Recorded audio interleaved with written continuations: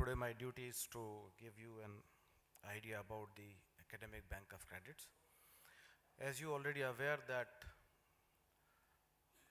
national credit framework is already put in place by the Ministry of Education, and this academic bank of credit will facilitate the students not only moving from one institutes to another institutes, but it will also facilitate the provisions which already been envisaged in NEP 2020, multi-entry and multi-exit. This portal is very well crafted through the Ministry of Education. It has already been in place. So this academic bank of credit, the login process is governed through the portal, which is abc.gov.in. As of now, you can see on my screen, it's 3.17 CR total.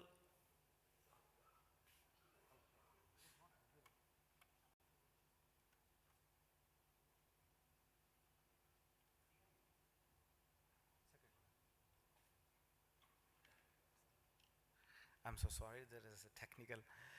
So, as you can already see on the screen, 3.17 crore total number of AVC ID has already been created on this portal.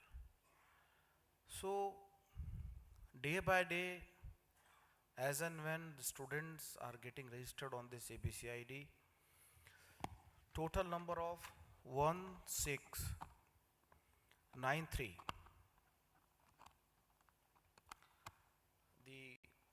the universities have been registered. 467 total number of has uploaded their credits. So this portal is day by day picking its relevance among the all stakeholders. For students to be a part of the academic bank of credit by creating your ABC ID, log into the DigiLocker. Students with their DigiLocker account can create the ABC ID also. Even the students, those who has already created their NAD ID, National Academic Depositories, from there also they can join this ABC portal or they can create their IDs. So education category, it will show the academic bank of credit and select your concerned universities, and the student can check the accumulated credits which they have earned. How it works?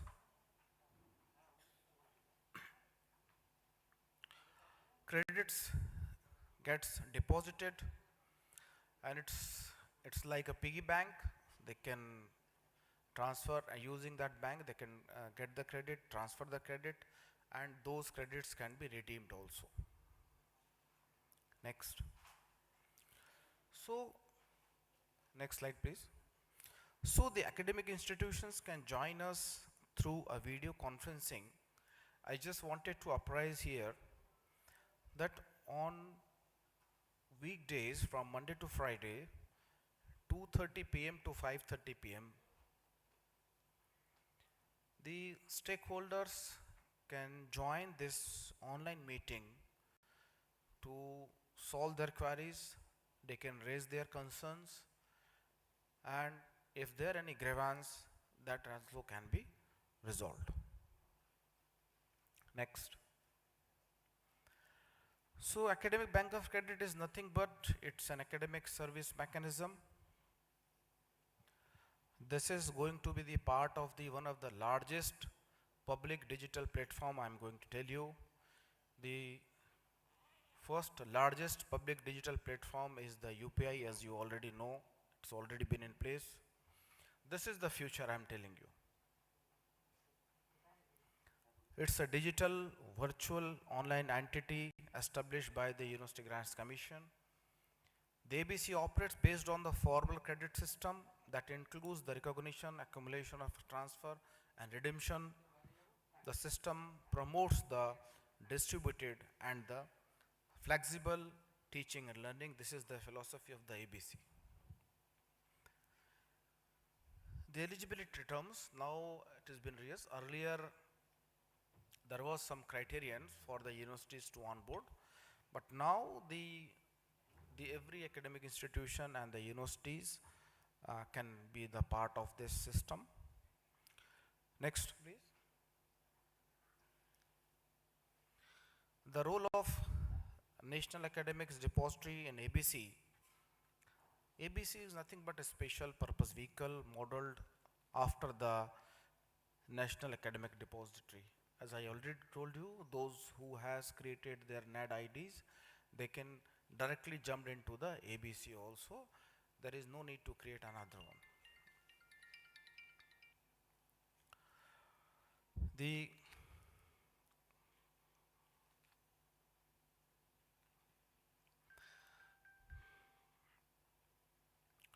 The credits count, you see this is very crucial. That's why I have category written these many text, because it is like an ATM machine. If your login ID and password get compromised, please immediately raise a concern to the ABC. So this redemption and transferring of credits has also been done. And I told you the validity of such credits earned will be limited to a maximum of 7 years, or as specified separately by the ABC for different subject discipline, to allow the credit redemption after the date of earning such credits. Next, please. Student participation is very crucial. Students should ensure that they are registered with the ABC after being accepted into any of the ABC identified institution. In order to take the advantage of ABC benefits, they must also present their ABC ID to the ABC nodal officer. And the education system, universities, those who are already running their learning management system, they can use of that, and by sharing the APIs, that credit transfer can be done through their LMS system itself. That is the fastest way to keep the students' credit with the ABC portal. The participants may be required to establish an account in order to use the ABC service available. And if anything happened to your ABC account, please notify ABC immediately if an account or a password needs to be deactivated. The second important thing is the initiative of the Ministry of Education, that is APAR ID. Automated Permanent Academic Account Registry. I am telling you why, because this is going to be one single ID for students from the KG to PG or PhD. I'll tell you one classical example. Like the state universities, when students are getting passed, and they, after passing, if they got to be migrated to some other country, some other institutions, in order to verify the validity of the degree or to verify the transcript validity, I'll tell you, and if you can find out also, the students are struggling like anything. This is the primary cause why the alumni associations are very weaker in our Indian institutions. Because I'll tell you, the moment they'll come to the institution, they wanted and they are asking for their transcript, our administration are passing from post to pillars. Go that office, get signature. Go to that office, get their signature. And once they get the transcript, they'll say, the hell, I'm not going to even pass from that street, which is going from that institution. So this is the classical example and why the Government of India Ministry of Education has come out with this unique initiative, this APAR ID. It will be like a Aadhaar ID, it will be one ID for every students to get such kind of verification, transcript verification, all the activities which is the student centric. The login is also, we have made very easy from the DigiLocker, from the NAD, from the Aadhaar, all these way to get into the APAR ID. So this is all about the two initiatives, and I think I'm going to summarize my presentation. If possible, can we have the video, please?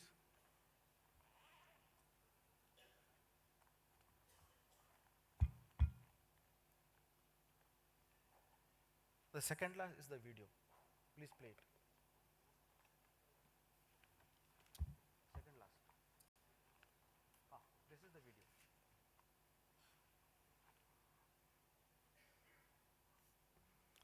If possible, please play, otherwise you can avoid.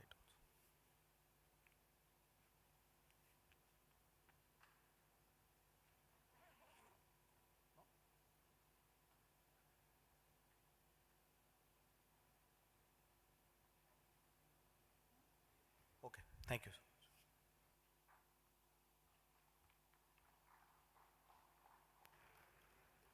Thank you, sir, for such an enlightening session. I would like to call on stage Sri Vaibhav Agarwal from NSWC. He will be talking about the initiative of Ministry and Skill Development and Entrepreneurship, MOS and E by Rep of MOS and E. Please, sir.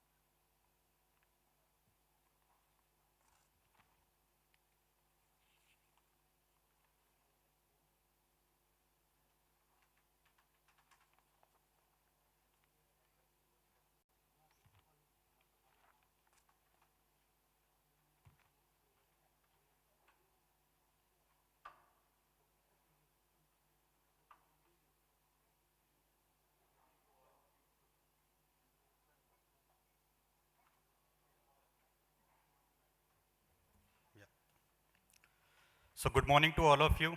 First of all, I would like to thank to AICTE for organizing this workshop and giving us the platform to bring the initiatives of Ministry of Skill Development. After the first session, I would like to highlight that Ministry of Education and Ministry of Skill Development both are working togetherly for lots of initiatives to bring vocational and technical education to the higher education institute. How we can inject the core of vocational educations to the students, those who are doing their post-graduation, graduation, and other degrees. So there are multiple initiatives we are working together. There's an initiative called Scale Up India, in which we are doing short-term training in higher education institute. Today, my core focus is not on those initiatives, but inviting you to participate in one of very prestigious event, which is called World Skills Competition. It's like an Olympic, which is founded in 1950 after the Olympics also, where some 100 plus countries are participating. And from 2011 onwards, India is participating in this World Skills Competition. This competition is all about uh, showing your knowledge, vocational knowledge, technical knowledge through practice, practical knowledge over there through competition. Similar to Olympics, there are multiple teams, those who are participating. The students or participants will got on a job roles or assignment from the jury members, and based on the uh, results, they will got gold, silver, and other kinds of medals. Next, please. Next again. Next. So this is all about World Skills. Was founded in 1950. At present, 87 countries are participating in this World Skills competition. The video is not running out. Otherwise, I will show you how big this competition was or is, and a glimpse of some international World Skills competition. Last year it was happened in Shanghai. Prior to was in Russia, Kazan. Prior to that was in Abu Dhabi. This year it was happened in France. And each year, next slide, we are improving our ranking in World Skills competition. When we was participated in 2011, we was on 34th ranking. Last year we was on 11th rank, and we won some on 37 medal, including 2 bronze, 1 silver. So our objective is to invite all the engineering colleges, institute to nominate their students to participate in this competition. And beauty of this competition, there is no proper education, qualification or criteria to select any students. The only criteria is the age limit of the students. So your maximum age limit should be 21 years old. In some trade, it is close to 25 and 24 as well as, but maximum age criteria is 21. Uh, there is a candidate, in most my workshop, I give this example to all the audience and all. The one student who was working in car garage won the silver medal at national level competition. So you can imagine how we are empowering or how this competition is empowering the students. Now this student is adopted by L&T, and whole education is taken care by L&T company. A person who was won the first prize in this competition, now he's from Odisha, C.V. Raman University. As of now, he's in Germany pursuing his doctorate from Germany, again sponsored by some company. During the competition, Google hired a girl, immediately offer him some amount package of 12 lakh. Now she is in US working for Google. There are multiple examples. You can see how students get different opportunities to interact with the trainers, and on an average per participant got some around 7 to 8 offer letters. I always talks in vocational education, there is some kind of skill appreciation. So if you are getting 10 lakh of participating and you are having XYZ skills, so you should get some skill appreciation. And this is the right platform where you are getting this skill appreciation. Here, your students will interact with the experts, academic expert, industrial expert, and the exposure is so huge.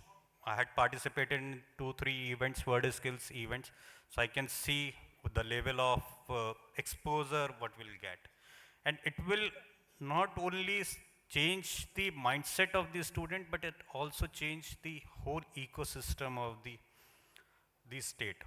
I think Odisha is one of the best example where we can see after winning one gold medal by the state government had changed the entire skill ecosystem of the state. They introduced first World Skill Center in their state. They create a separate wing to train the candidates for the World Skills competition, and there are multiple examples related to that. Next, please. This is the journey of India in last six edition of World Skills competition. You can see from where we started, rank 33, now to rank 31, 11 with 50 medals. Next, please. This is all about key objective, what we are trying to bring or what we are trying to achieve through this World Skills competition is to connect all the education, industries, institution, government on a single platform and try to build up an ecosystem where we can smoothly transfer the knowledge, because knowledge sharing is one of the key element of this event. Plus industrial exposure to these candidates, exposure for the institution, for the trainers, for the jury member as well as. So it's the overall objective of this event is to connect, do the lots of brainstorming related to skill development activities, vocational education, and how we can motivate our candidates or youth or upcoming education to connect with the upcoming future market. Next, please. So this is typically a process, how this a candidate selection process. So first is registration process. Second is first level of screening. Then state government will organize state level competition. Then we have a pre-national level of competition, then national level, and then World Skills level. In each of chain, we are organizing multiple level of training with the students. Some will be organized by the state government, some will be by the central government. And another beauty of this event, all the participation costs, your training cost is borne by either the state government or central government. For a student is 100% free of cost. So you just need to register yourself as a candidate and participate in the event. Rest is taken care by the government, either central or the state government. So after this, we will share a registration process with you as well as. Next, please.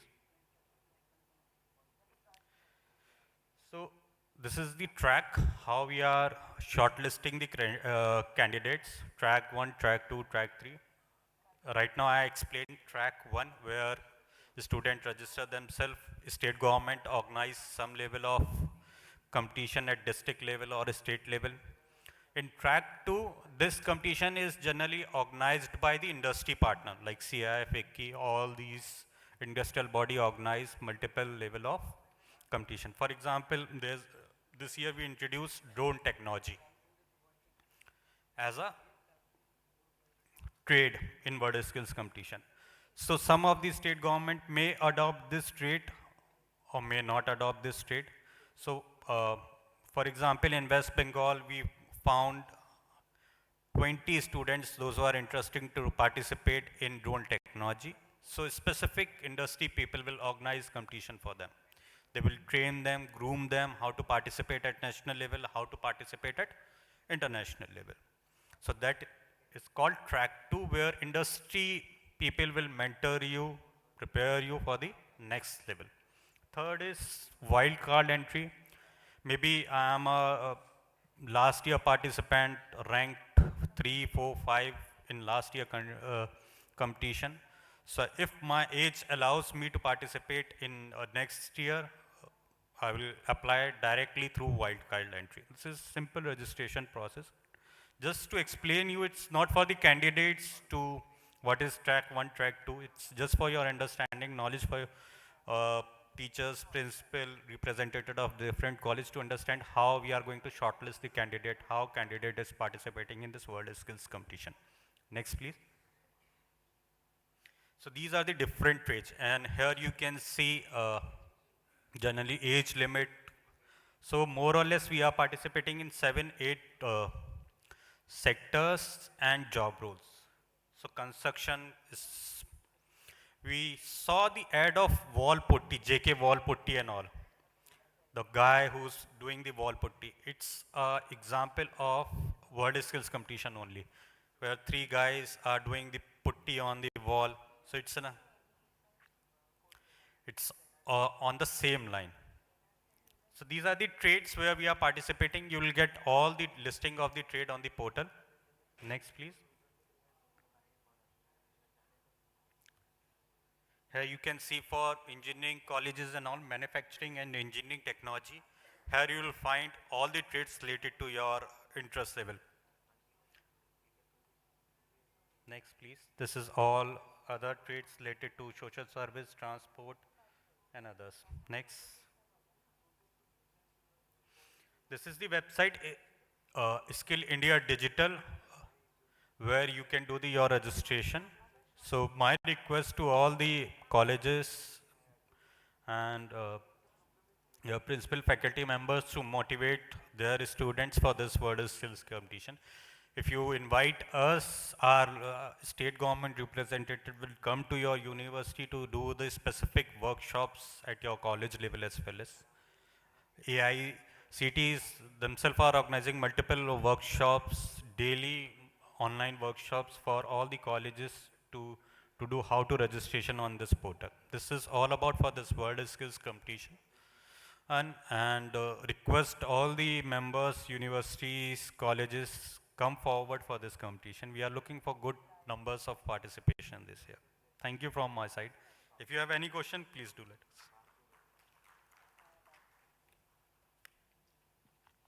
This is all about the students who won multiple medals and are placed in different companies.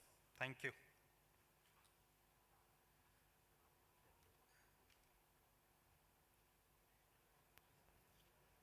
Thank you, sir. I would invite on stage Dr. N.H. Siddhalingaswamy, Advisor AICTE, New Delhi, to please come up for his deliberations for today.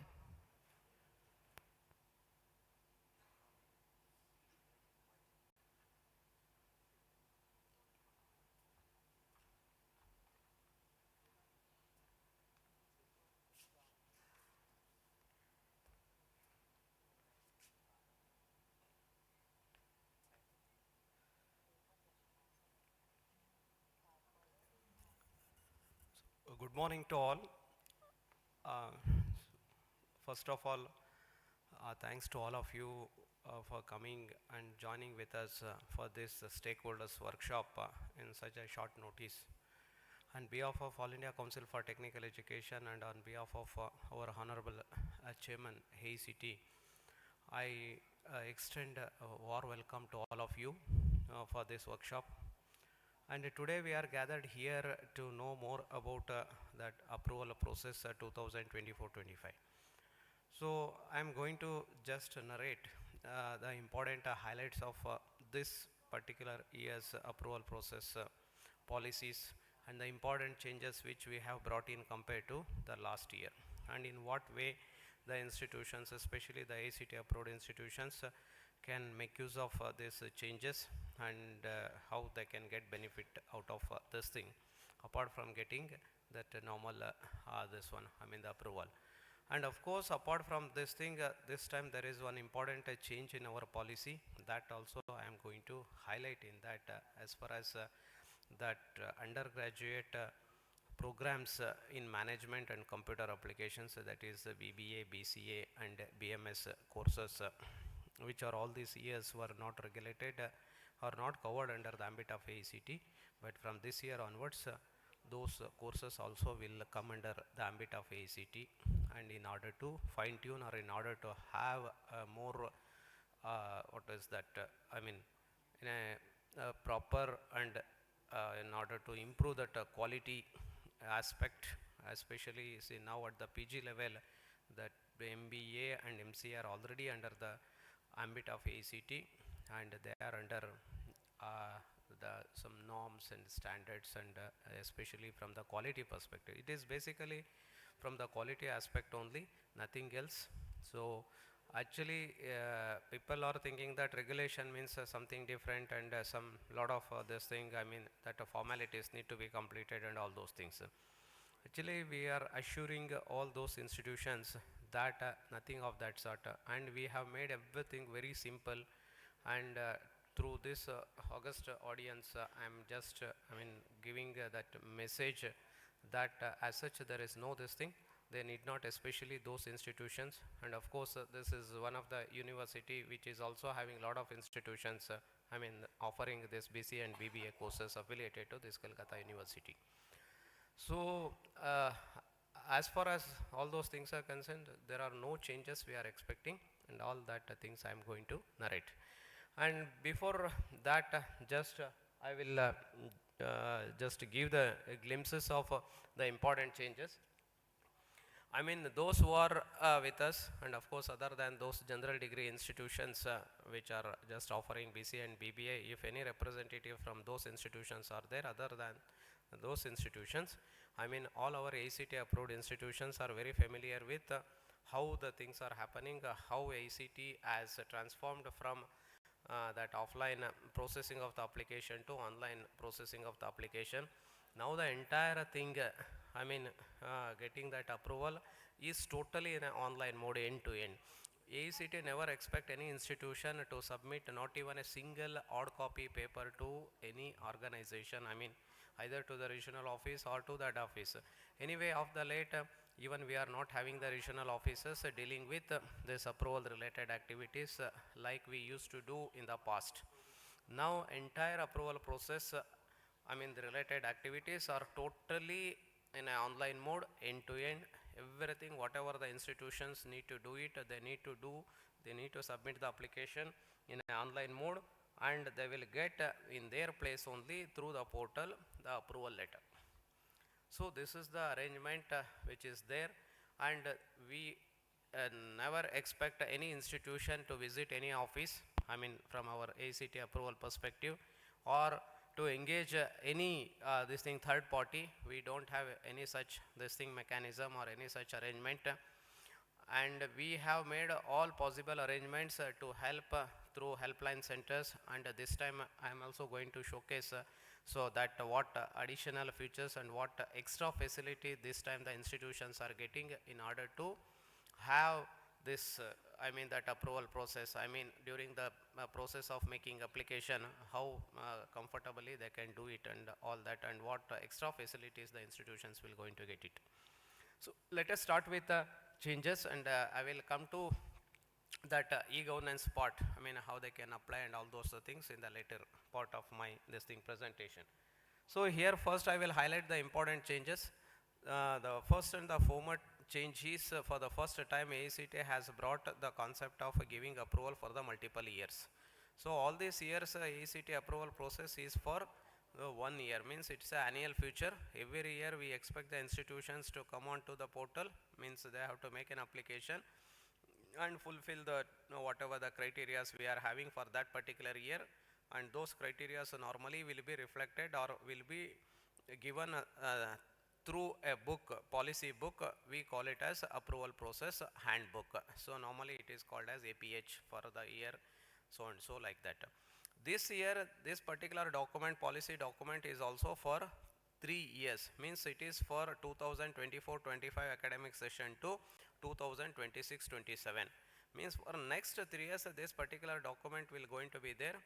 And here you can ask one question, sir, if at all if any policy changes, if AICTE is going to do it for the next year, or if government of India or maybe from the stakeholders if any good suggestion comes, how the policy will going to be incorporated, whether these three, I mean the existing policies will going to stay strictly for next 3 years? No. So we are not having that kind of a rigid policy.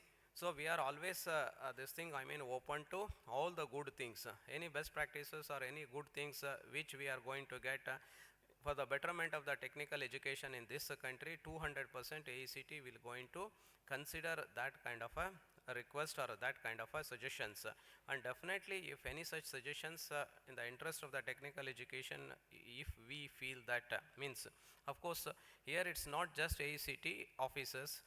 Here we are having a well established mechanism. Whatever the policies here we are bringing, please don't be under the impression that a few officers in AICTE sitting or doing or drafting these documents. No, we are consulting a lot of experts, industry people, and also stakeholders also.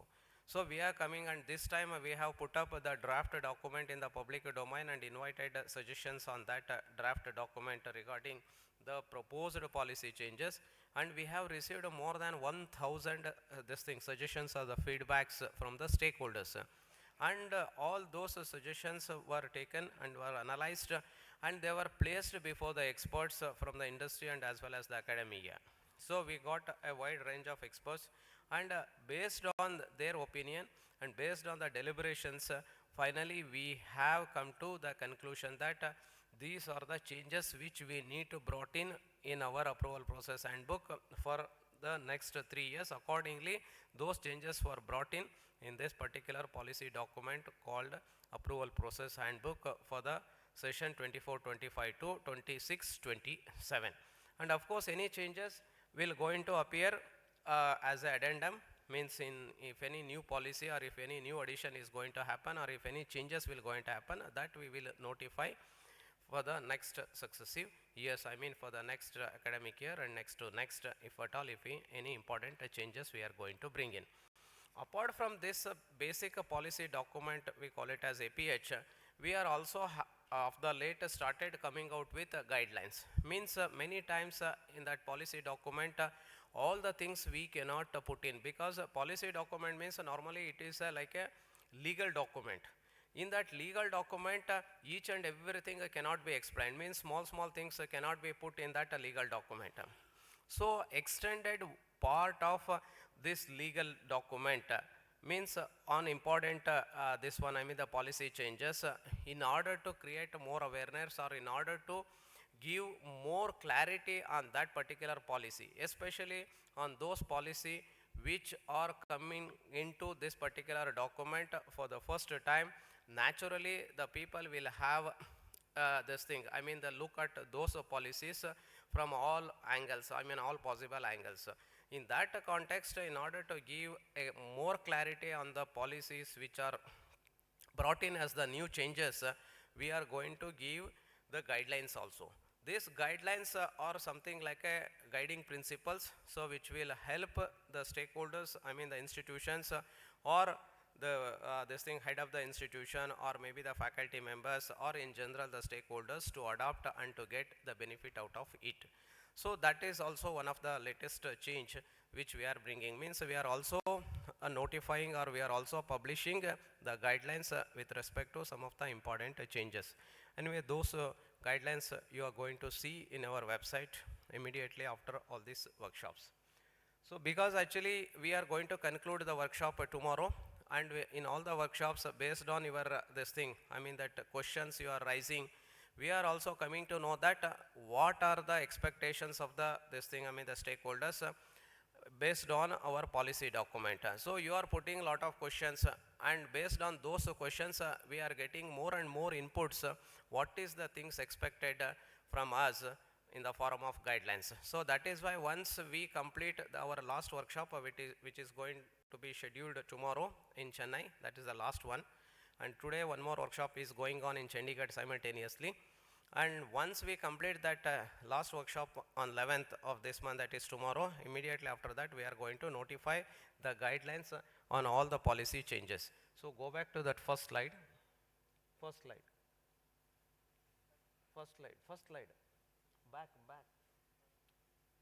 Back. Next. Yeah. So here the important changes are, as I mentioned, the multiple years approval, that is for the 3 years. And here the question arises, sir, whether all the institutions are considered for giving 3 years approval? No. See here, the policy of AICTE to give approval for any institution for multiple years for more than 1 year at a time is based on certain criteria. So we have defined those criteria and they are clearly mentioned in the chapter 2, I mean especially for the existing institutions, because the question will come only in respect of existing institution, not in case of a new institution. And 3 years approval will give provided if they are meeting certain criteria, like if an institution is placed or find a place in NIRF ranking or QS ranking, or having more than 1/3 of their courses, eligible courses, NBA accredited. So there is a lot of difference between number of courses running in the institution and number of courses eligible to go for accreditation. So we consider the number of courses eligible to go for accreditation, and out of that, if 1/3 of the courses are having NBA accreditation, such institutions also will be considered for multiple years of approval.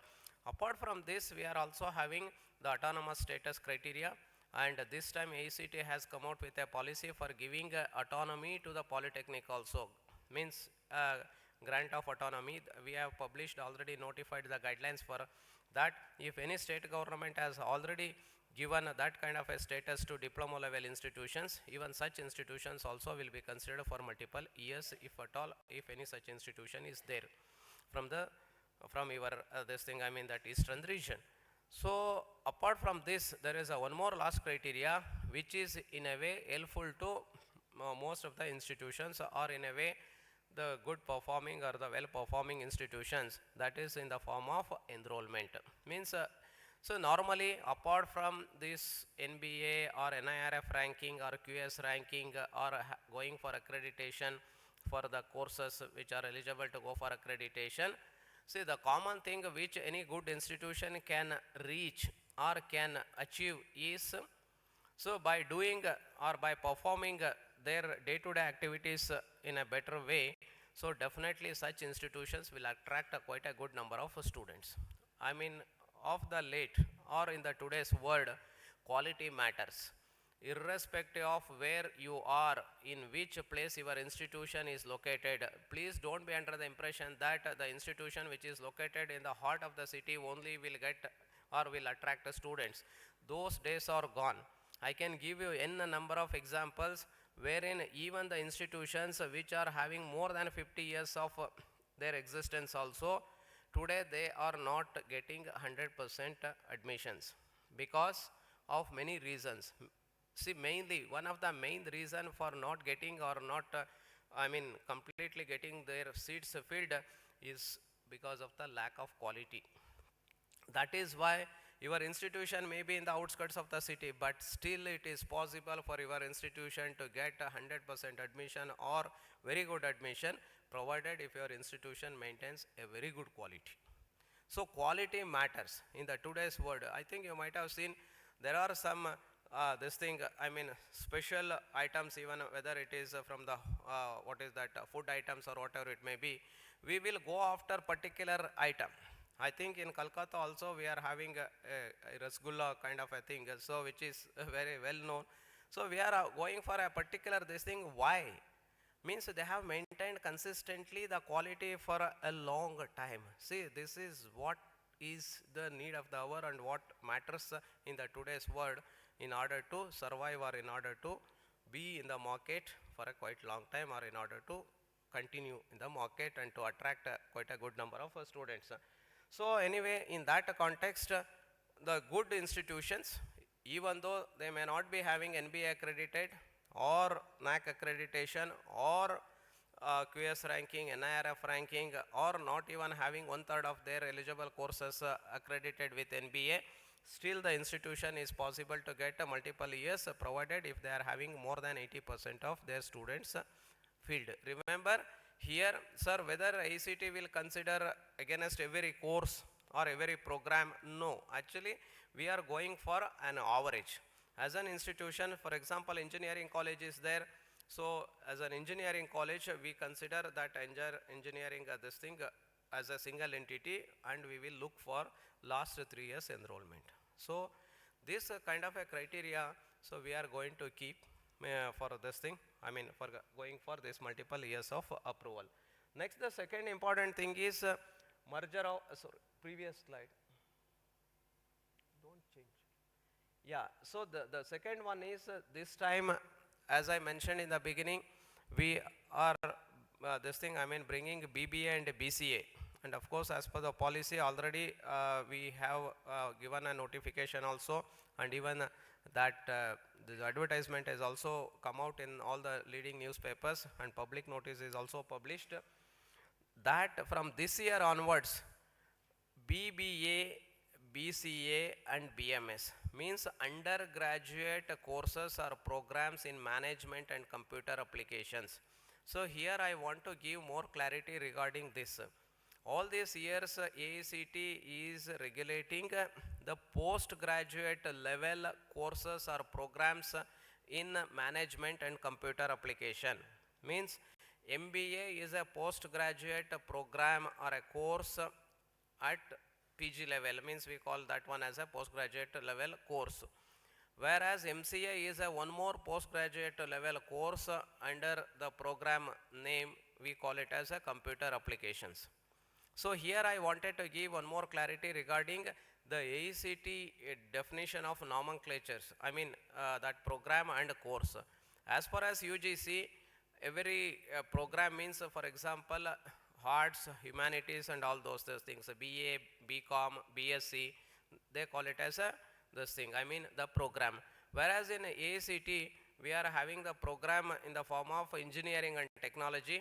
Under this engineering and technology, BE in mechanical engineering or BE in chemical engineering, BE in civil engineering, these things we call it as a courses. Similarly, under the management program, we are having MBA. This MBA we call it as a course, and of course this MBA will come with a lot of specializations also, like MBA in HR, MBA in finance, MBA in other this thing. So there are so many course nomenclatures which you will find in our approval process handbook under the program called management. Similarly, under the program called computer applications, you will come across MCA. So all these years AICTE used to give approval for MBA, of course with different specializations also in that MBA, and similarly for MCA, means management and as well as the computer application. From this year onwards, apart from these PG level courses, AICTE is also going to regulate or give approval for BBA and BCA. BBA and BMS. BBA means bachelor, means undergraduate degree in management, and whereas BCA is undergraduate degree level course in computer applications. Means in the line of MCA, you will come across this BCA at UG level. Similarly, in the line of management, that is MBA, you will come across BBA or BMS, Bachelor of Business Administration or Bachelor of BMS, so Management Science. So that this thing, this very few states are having this BMS, but majority of the states are having BBA. Of course, BCA is a common nomenclature across India in most of the states as far as the Bachelor of Computer Application is concerned. So this BBA, BCA and BMS are also going to be considered for approval from AICTE from this year. Here again the immediate question arises, sir, these courses are offered in a general degree colleges. How the general degree colleges will going to get approval? Whether these general degree colleges will going to be treated like engineering colleges or a diploma colleges or the existing applied arts and crafts colleges or the colleges which are running design as a program, then hotel management and catering technology as a program. So these are all the programs under the ambit of AICTE all these years, and this computer applications and management are already under the ambit of AICTE. But all these years AICTE used to give approval only for the PG level courses. Now the UG level, corresponding UG level courses also considered for the approval from this year. So to begin with, irrespective of which institution is offering this kind of a BBA and BCA courses, AICTE is going to consider them in as is where is basis. For example, if this BBA and BCA courses are offered in a college which is offering other general degree courses also like BA, BCom, BSc, means courses in humanities, courses in this thing, I mean basic science. Apart from that, they are also offering this BBA or BCA. Such courses also will be considered for approval in the same institution without asking for any change in the administrative setup. So here a lot of questions will come when we say that AICTE will going to give approval, means lot of questions and lot of thinking will start in the minds of these general degree colleges offering this BBA and BCA. AICTE is not going to expect any change in the administrative setup, means now how they are offering or how they are performing, means the principal or head of the institution of that general degree institution or a degree college maybe from humanities background or maybe from arts background.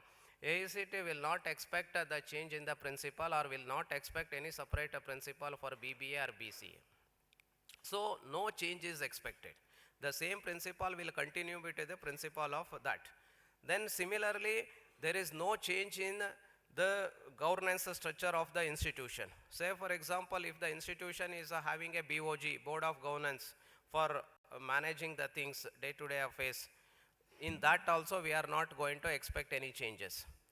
So, sir, is there any change in the affiliation? Whether these BBA and BCA courses need to get their affiliation from this general degree universities to technical universities like engineering courses? No, even that is also not expected.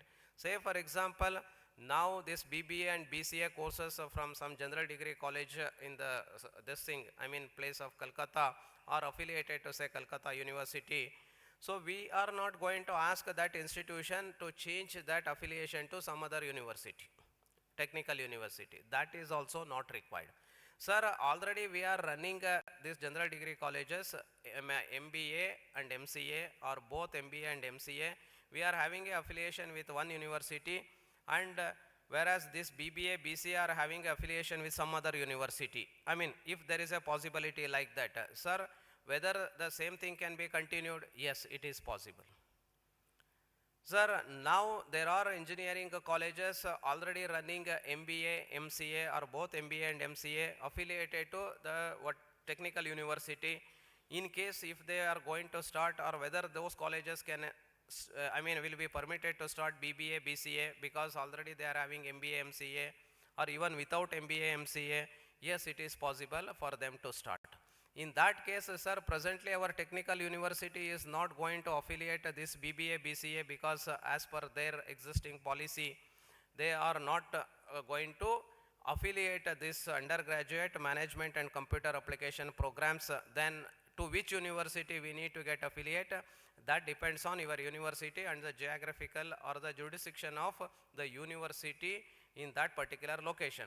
Say for example, your Kolkata University is having a jurisdiction for this entire thing, or maybe covering other districts also, then any engineering college or any institutions which is in the jurisdiction of this Kolkata University, if they wish to continue with that Kolkata University, presently they are having affiliation for many general degree colleges which are running BBA, BCA. The same way any engineering college within this geographical location offering engineering courses, if they are willing to start BCA, BBA, they can think of getting their BBA, BCA courses affiliated to Kolkata University. In case if your technical university as of now is not in a position to affiliate. Sir, in that case, in the same college, where MBA is affiliated to one university and BBA, BCA are getting affiliated to some other university, whether AICTE will not going to have any objection? No, we are not going to have any objection. So means for the programs, because this arrangement is going for the last so many years. So all of a sudden the things cannot be overnight, cannot be changed. So that is why the policy of AICTE as of now is that as is and where is basis. Means if the general degree colleges offering BCA, BBA courses, they need to take approval of AICTE from this year onwards. We are not expecting them to go and knock the door of some other university for getting their affiliation. They need not have to worry in any manner. Whether any change in the examination system, absolutely no. Whether any change in the syllabus they need to follow, there is no change. what AICTE will going to give in addition, AICTE is also going to come out with a model curriculum in order to streamline lot of things. So like how AICTE is having a model curriculum for engineering courses, similarly and even for other courses which are under the ambit of AICTE, even for this BB and BCA also AICTE will going to give a model curriculum. See here there is a lot of difference between the curriculum offered or approved by the university and the model curriculum which regulatory bodies normally notifies. There is no hard and fast rule on any university to strictly follow that model curriculum as it is. There is no binding. It is only a generic principles or a generic way how that course need to have, need to be designed. And what are the, this thing, that number of credits to be offered and all those things. But all the universities will have complete freedom in having their own syllabus for this BBA, BCA also, the way in which presently they are doing it, that also will continue. There is no restriction or there is no, coming in the way of this universities to change the syllabus or something like that. Only thing is, as a policy of AICTE will going to help, means especially in the form of facilitating the institutions in order to have a better quality. AICTE will come out with the model curriculum, and in case if the universities finds that this model curriculum is good and it is good to adopt, they can adopt with or without any changes. It is up to the concerned universities to decide and take a call.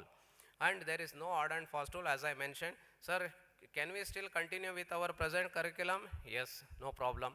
Then what is the only difference which AICTE is expecting from these institutions which are offering or running this BBA, BCA courses as of now? Only thing is they need to take a formal approval from AICTE. Even this time it is very simple. As I mentioned, as is varies basis. As it is, whatever they are presently now. Sir, actually AICTE expects this many classrooms strictly and this things, seminar halls, library books, then other criterias. Yes, definitely they are the generic things which are already available in most of these institutions. And in case if something is not presently there, so definitely we are not going to put any restriction for such institutions that you are not having, that is why we are not going to give approval. So that kind of a restriction is not there. So that is why you have to be very careful and read that as is varies basis. Means whatever the way in which presently they are, we are going to consider them for giving the approval. So means all these BBA and BCA colleges will going to get approval, and they need to provide the informations whatever they are presently having, that bare minimum informations which we are going to expect from such institutions. It is not like our regular AICTE approved institutions like engineering college or this thing. So they are giving lot of information, and whereas from these institutions, because they are coming for the first time naturally, so the lot of apprehensions will be there. So that is why we made the policy in such a way that to consider them to give approval as it is, means as is varies basis. That is why please I request all of you to pass on this message, because the same management may be running this BBA, BCA courses apart from engineering colleges or diploma colleges also, or maybe already these degree colleges running along with this BBA, BCA, MCA and MBA also, whereas for this MBA and MCA they are already taking AICTE approval, and for them it is very easy. So because already such institutions, means non-engineering colleges or a general degree college running MBA or MCA are already taking AICTE approval for MCA and MBA.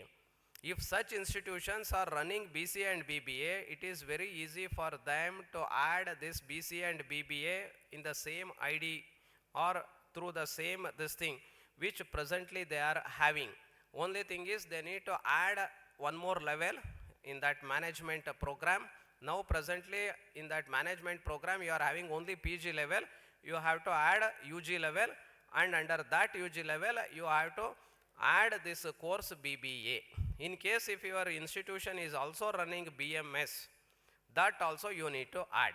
Similarly, if that institution is running BCA without MCA, then they need to add one more program called computer application, and under the computer application they have to add a level UG with a course BCA.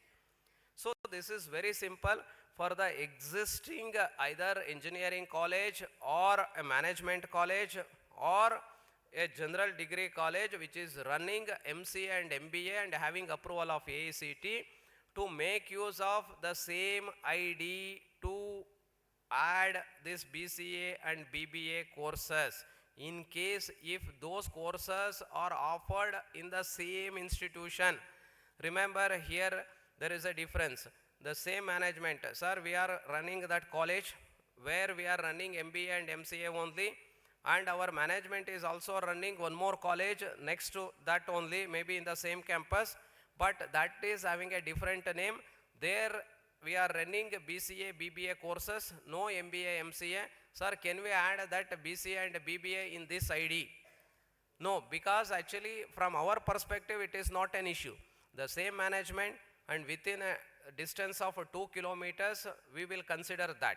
It's not an issue. Even if they are in 2 or 3 locations, means 3 pieces for any institution is permitted in a city or in a place by AICTE. Means, for example, if the institution is having 3 pieces of land or 3 blocks in, separated by maybe a road or something like that, still the policy of AICTE is to consider them as a single institution. That is possible. On the similar lines, if your existing AICTE approved institution having only management MBA and MCA or both MBA and MCA or anyone having approval, and there if they are not running BCA BBA, instead of that in the just next campus belonging to the same management in the different college if they are running, from our AICTE perspective there is no problem, still they can add. But that institution all these years is having a separate identity and having affiliation to the separate university. If that university is having any restriction for your institution to bring those courses along with your AICTE approved MBA and MCA, only MBA, MCA running institution, you have to take care of that. In case if that university is not going to have any problem, you can add. But most of the universities will not permit to our knowledge as far as the present day scenario is concerned. They are not consider, but they are going to permit wherein the institution is same. Presently they are running MBA or MCA or both MBA and MCA. Along with that they are also running BCA and BBA, but having a different affiliation or same affiliation. In such cases the institutions can very easily add this BCA and BBA with the same ID. Absolutely there is no problem. Even from the existing affiliating university also they don't have any problem because the institution remains same. But only thing is from AICTE perspective, apart from master degree courses, you are going to take approval for the undergraduate courses also. So this is the clarity which you need to carry. If your institution is separately running BCA and BBA, our suggestion to such institution is better you take in that existing name, whatever the name that institution is carrying and whatever the identity that institution is having, with the same identity, please you continue and you take approval. We are not again the people will start asking questions like, sir, AICTE first time as a new institutions if they are coming, they need to pay that application fee for processing, etc.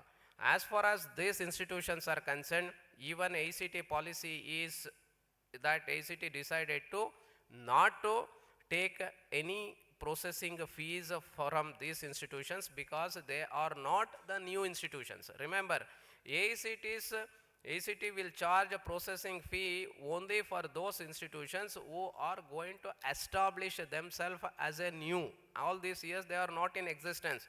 They are going to get birth. For such institution, in order to take approval, they need to pay that processing fees and they have to go through that entire process of scrutiny, re-scrutiny, then EVC, expert visit committee and all such things.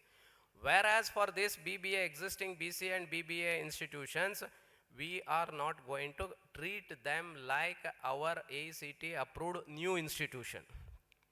We are going to treat them like a normal existing institution. That is why we are not going to ask them to pay any processing fees like our new institution is going to do.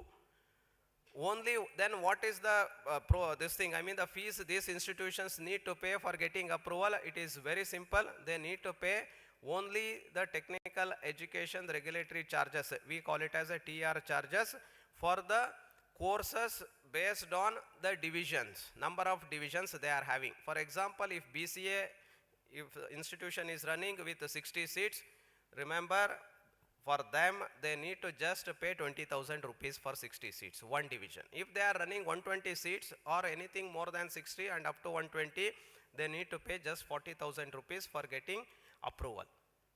And whereas for the government institution, it is very nominal, 5,000 per division, means up to 60 seats, and for 120 seats more than 60 and up to 120, it is 10,000. For self-financing or private college, it is 20 plus 20, 40,000.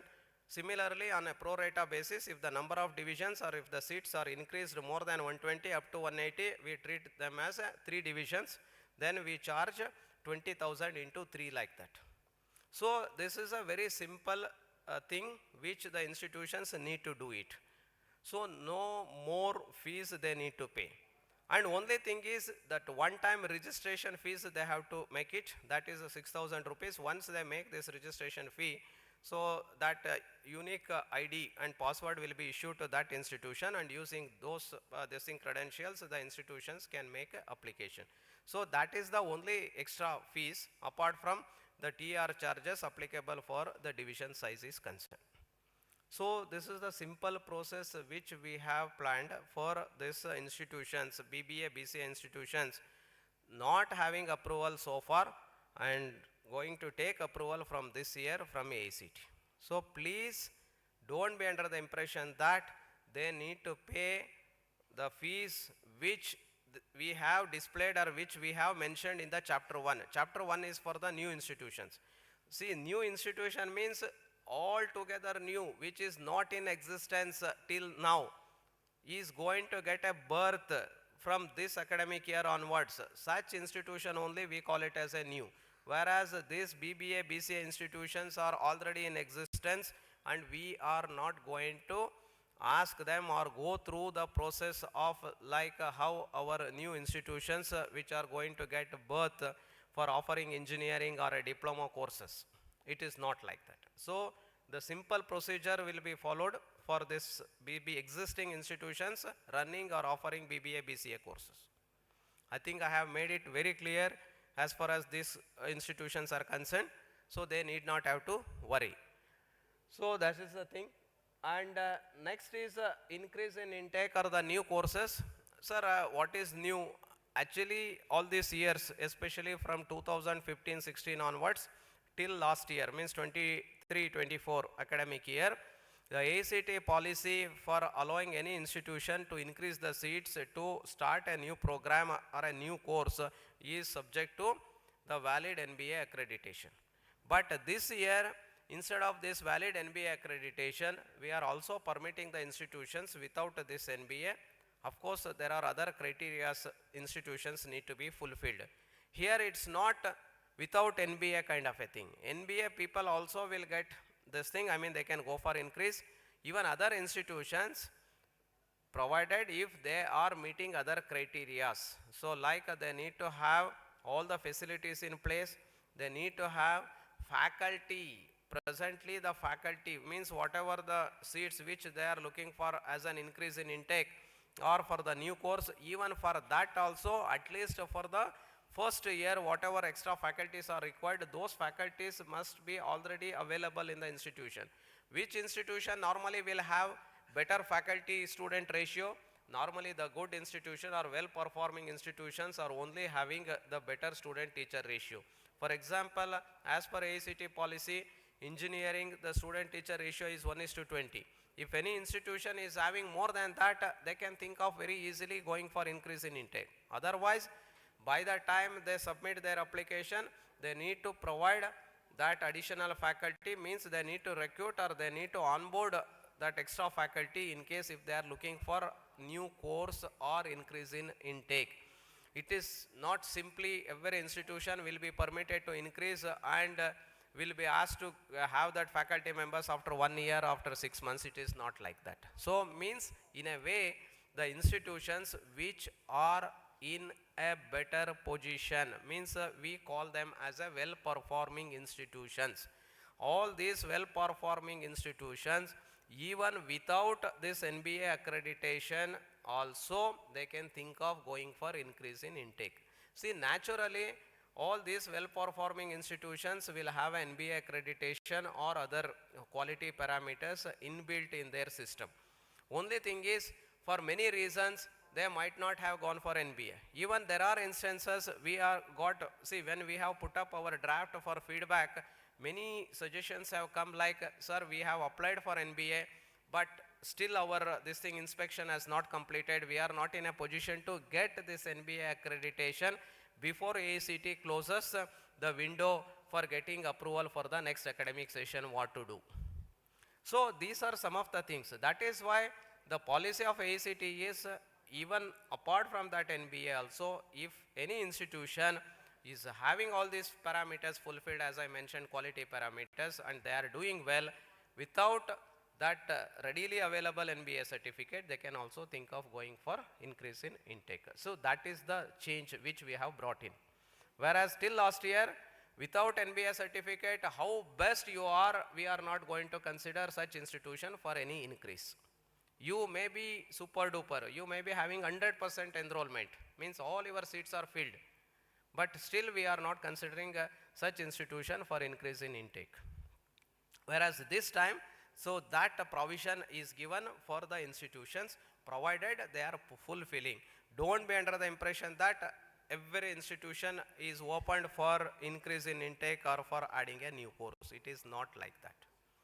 And one more thing is, the increase in intake or a new course will be granted, means AICTE will give approval provided they have to go through and successfully get this thing, I mean the recommendation from the expert visit committee. The committee will visit to such institutions which are going for increase in intake or adding a new course. So when you fulfill all that criteria and all the facilities required for offering such new course or for that additional seats which you are looking for in your existing course, then only based on the recommendation of the committee, so you will get. Definitely the committee will recommend, provided if you are meeting, I mean whatever that extra facilities are required, whatever that faculty members. Remember, faculty members means don't be under the impression that for all the 4 years, for example, one new course in engineering you are going to start, we are not going to expect the faculty required for that new course for 4 years duration. First year, what is the requirement of faculty? For example, one new course is going to be started with 60 seats. Though as per our policy, 1:20 is the faculty student ratio. So for first year, 60 seats will going to be increased, means 3 faculty members are required. So means at the time of making application, if your institution, remember in that particular department or in that particular area, for example, mechanical engineering department can have 2-3 different courses or branches under that. Similarly, computer science department can have 2-3 different courses under that department called computer science and engineering. If they got a faculty extra, then they can think of either a new course or increase in intake. So this provision is made this time. Next is the professional this thing, diploma degree programs, even that PG level also. I hope if someone is there, I think Kolkata, this is the place which is known for this thing, because AMIE, then this thing, IETS, all these things were having their this thing offices in this city for a long time.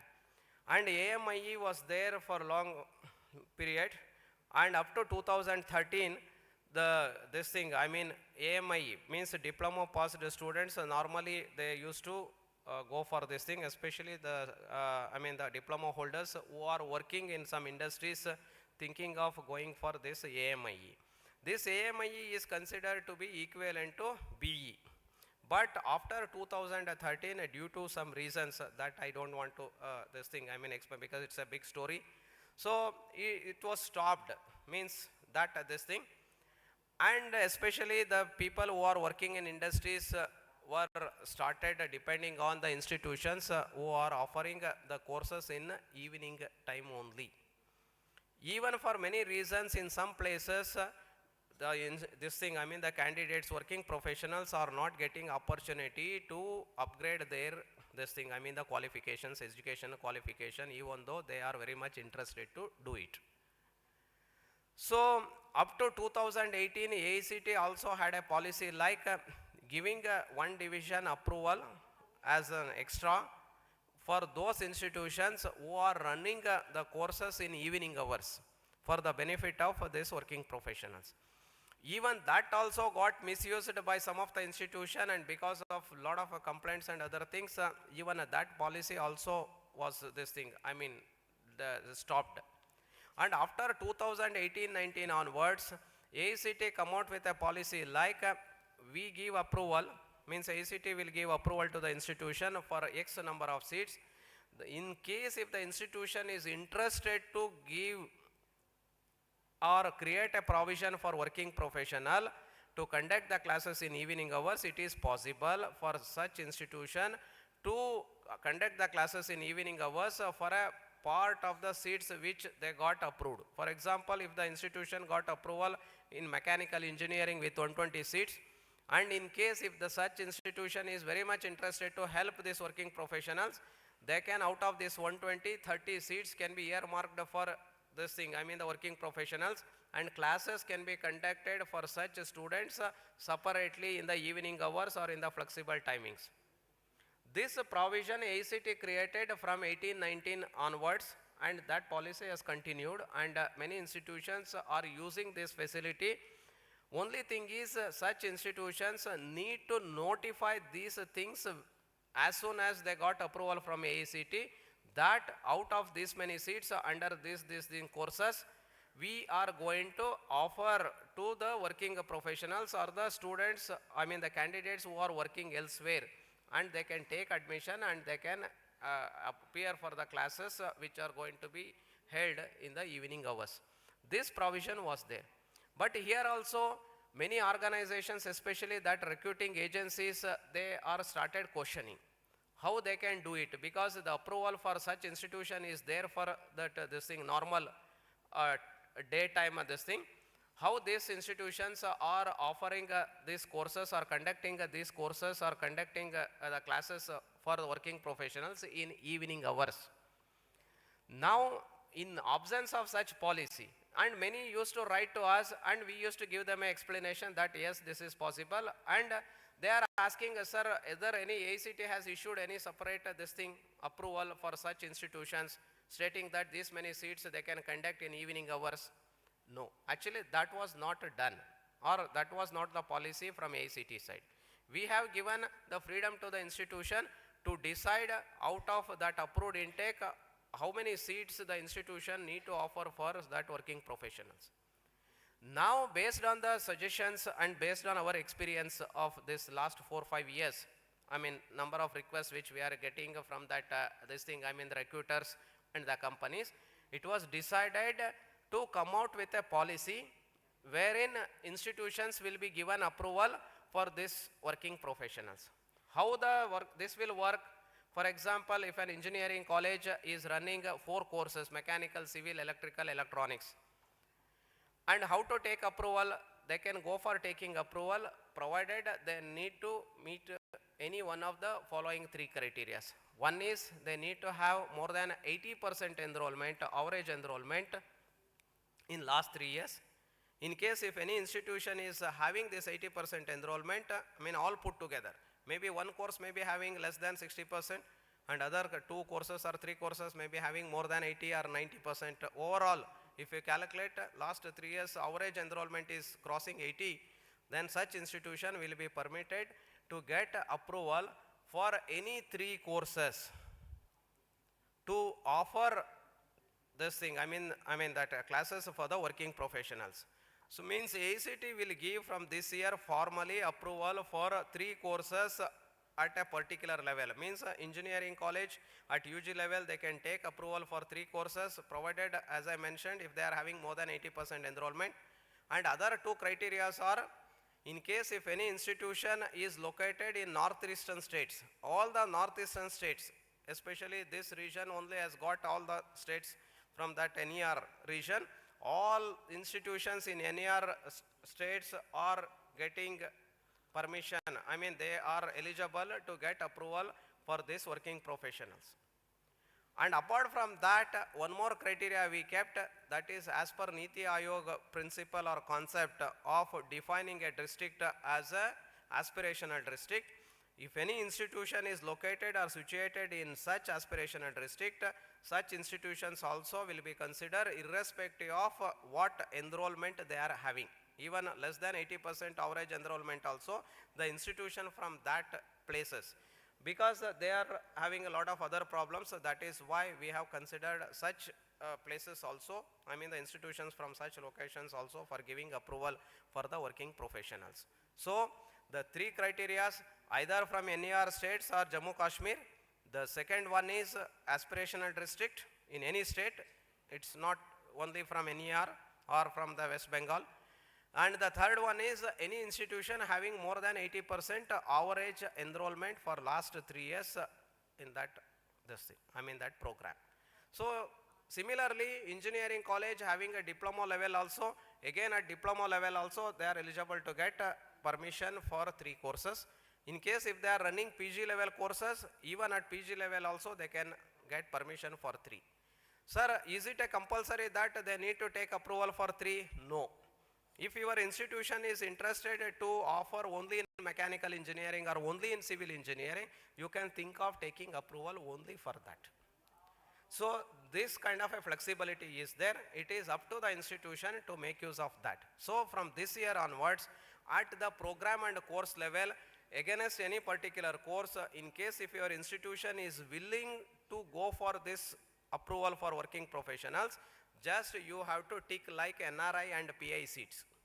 Any institutions looking for this NRI and PI quota, I mean that OCI quota, how they used to select this one, the same way this time they need to select on the portal working professional against a particular this thing.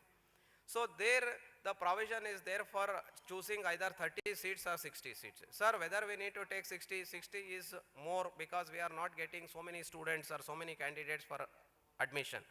You can think of 30 also. Similarly at PG level, maximum allowed intake per course is 30. Sir, we don't want 30. Can it possible to get less numbers? Yes, possible. 15 seats also you can take. But here one more condition is there. So for getting approval, whatever that criteria which I have mentioned like 80% enrollment and all these things, aspirational district, then NER states, etc. Sir, after this, due to some reasons, we have failed to get sufficient number of candidates. What to do? Whether AICTE will permit or whether AICTE will put any restriction for such institution? Yes, there is a restriction. Because from the viability perspective, means if you are looking into that operating cost, it is not viable unless and otherwise you get a minimum 1/3 of the seats filled against any course. So that is why we kept the condition like if you are taking approval for 60 seats against a particular course for working professionals, at least 1/3 of the seats need to be filled. Means you should get a candidates. Means 60 means 20 candidates should take admission.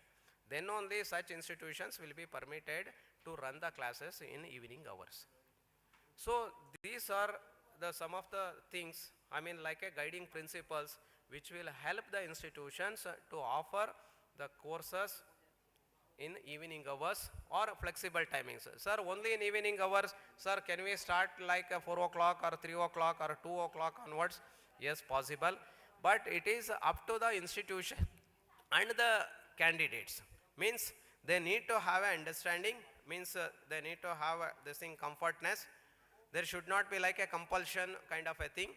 If that that is why we call it as a flexible mode. Means flexible timings including Saturday, Sunday and holidays, the classes can be conducted. But one more condition is there. Actually, we are permitting them similar to that lateral entry students. Because most of these working professionals are coming with ITI background because already they are working in industries, or diploma background for BTech level, or with BE background already working for MTech level. So anyway, in MTech there is no lateral entry, but BTech and diploma level they are having a provision for this lateral entry. However, sir, in evening hours if we are conducting the classes, is it possible to fulfill all the criteria set by the university? That is why we have clearly mentioned that the policy is not like lateral entry students of completing their degree in 3 years or diploma in 2 years. It should be greater than or more than that 2 years period or 3 years period respectively for diploma and degree level, because it is very difficult to complete within 3 years. As per the university norms, they need to complete against each course so many contact hours. That and all is possible provided if they got some extended period. At least as per our calculations, minimum 1 semester extra the institutions in consultation with the university or in consultation with affiliating body, that is Department of Technical Education DTE, they need to frame and devise a mechanism to conduct the classes for these working professionals. So that flexibility is there. So this is the thing, and this is where we expect the Directorate of Technical Education and also that university which are affiliating such courses to help the institutions in the interest of the candidates, especially the working professionals who are taking admission. So this is one new change which we have brought in. So next is a new program, new level. See here the existing colleges can think of starting a new program. For example, engineering college all these years they have not started any courses in management. This year if they are looking for starting maybe BBA course or MCA course, they can think of that. This year actually this was there even in the previous year also, new program, new level. But this year under this particular class, existing engineering college or a management college already having approval for MBA can think of adding BCA or BBA using this particular class. This is what I explained in the beginning. The existing institutions which are already having approval of AICTE for PG level courses, they need not have to look for separate ID to offer BBA, BCA. With the same ID, they can take approval by adding BBA, BCA using this particular class, new program, new level. But again I mentioned that, sir, affiliating university question. Yes, we have given a flexibility like with multiple universities for the same program, institutions can have two different universities affiliation. I mean to say MBA can have affiliation with one university and your BCA and BBA can have affiliation with some other university. This is also permitted from our side, but you have to fulfill the concerned affiliating university compliances. We are not even this time asking NOC from that affiliating university. All these years normally whenever we permit or we grant approval for any new course, we used to expect the institution to produce NOC from the affiliating university and from sometimes from the government also. I mean depending, especially new institution, and for certain cases we expect from the government also. But for new courses definitely from the affiliating university or the affiliating board.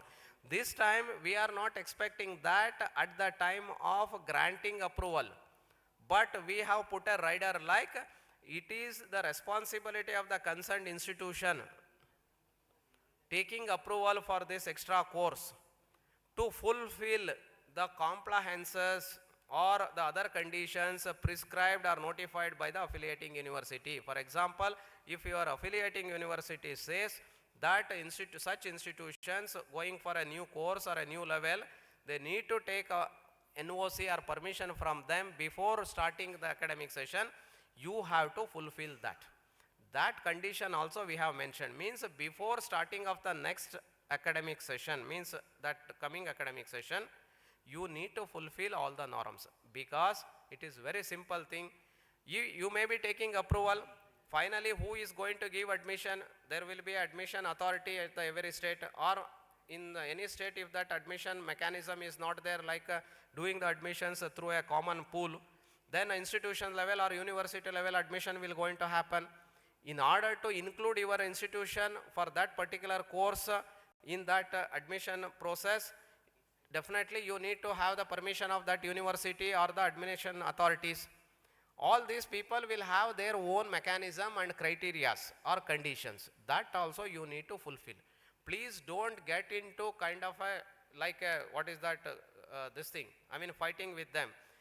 Actually our intention is the institution should not get into that last resort of legal battle. This is not the way of doing the things. We want a cordial environment. The institutions which are looking for these new courses or the new programs, all these flexibilities which AICTE is giving, we are also expecting simultaneously such institution to approach the concerned affiliating university and the affiliating body for the necessary any compliances which they need to fulfill. Please don't come back to AICTE, sir, we have taken approval, you have given, now university is not permitting, please you give our TR charges back. So these things are not permitted. Because actually doing redo undo only in computer it is simple, but not in any government setup. See, giving approval is sometimes is very easy, but cancelling that approval is a very tedious process. So that is why please don't get into all such complexities.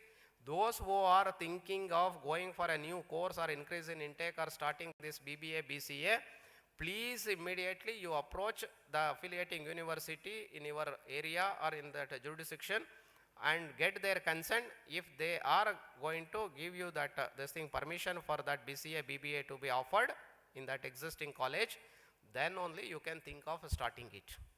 Sir, AICTE is giving, how can they say no? See, I mentioned very clearly that finally who is going to give degree for your students? That university. AICTE is not going to give degree. Who is going to give admission for the students against those seats? It is the admission authority which is under the state government or under the university or under the affiliating body. So you have to go along with them also. It is a joint effort. It is a coordinated effort from all the things. Remember, education is in the concurrent list. Both the states and the central governments have this thing powers to make a policies. So accordingly, whatever the things, it is not straight away like doing, no, we are given, you cannot say no, not like that. That is why whatever policies we are making it in coordination or in this thing, acceptance with the affiliating university and this thing. 200% all the affiliating, see for example, I will tell you, recently UGC, when we have brought this BB and BC under the ambit of AICTE, UGC has also issued a circular to all the universities, I mean the general degree universities, stating that they should inform the institutions coming under their ambit running this BB and BCA courses to apply to AICTE for taking approval. So means that university is also in a way now onboarded for this thing. They are not going to say no, but at the same time you need to approach and you need to fulfill. Maybe there are universities, they are also having some deadline. For example, this year if you want to start a BCA course, you have to make an application to them.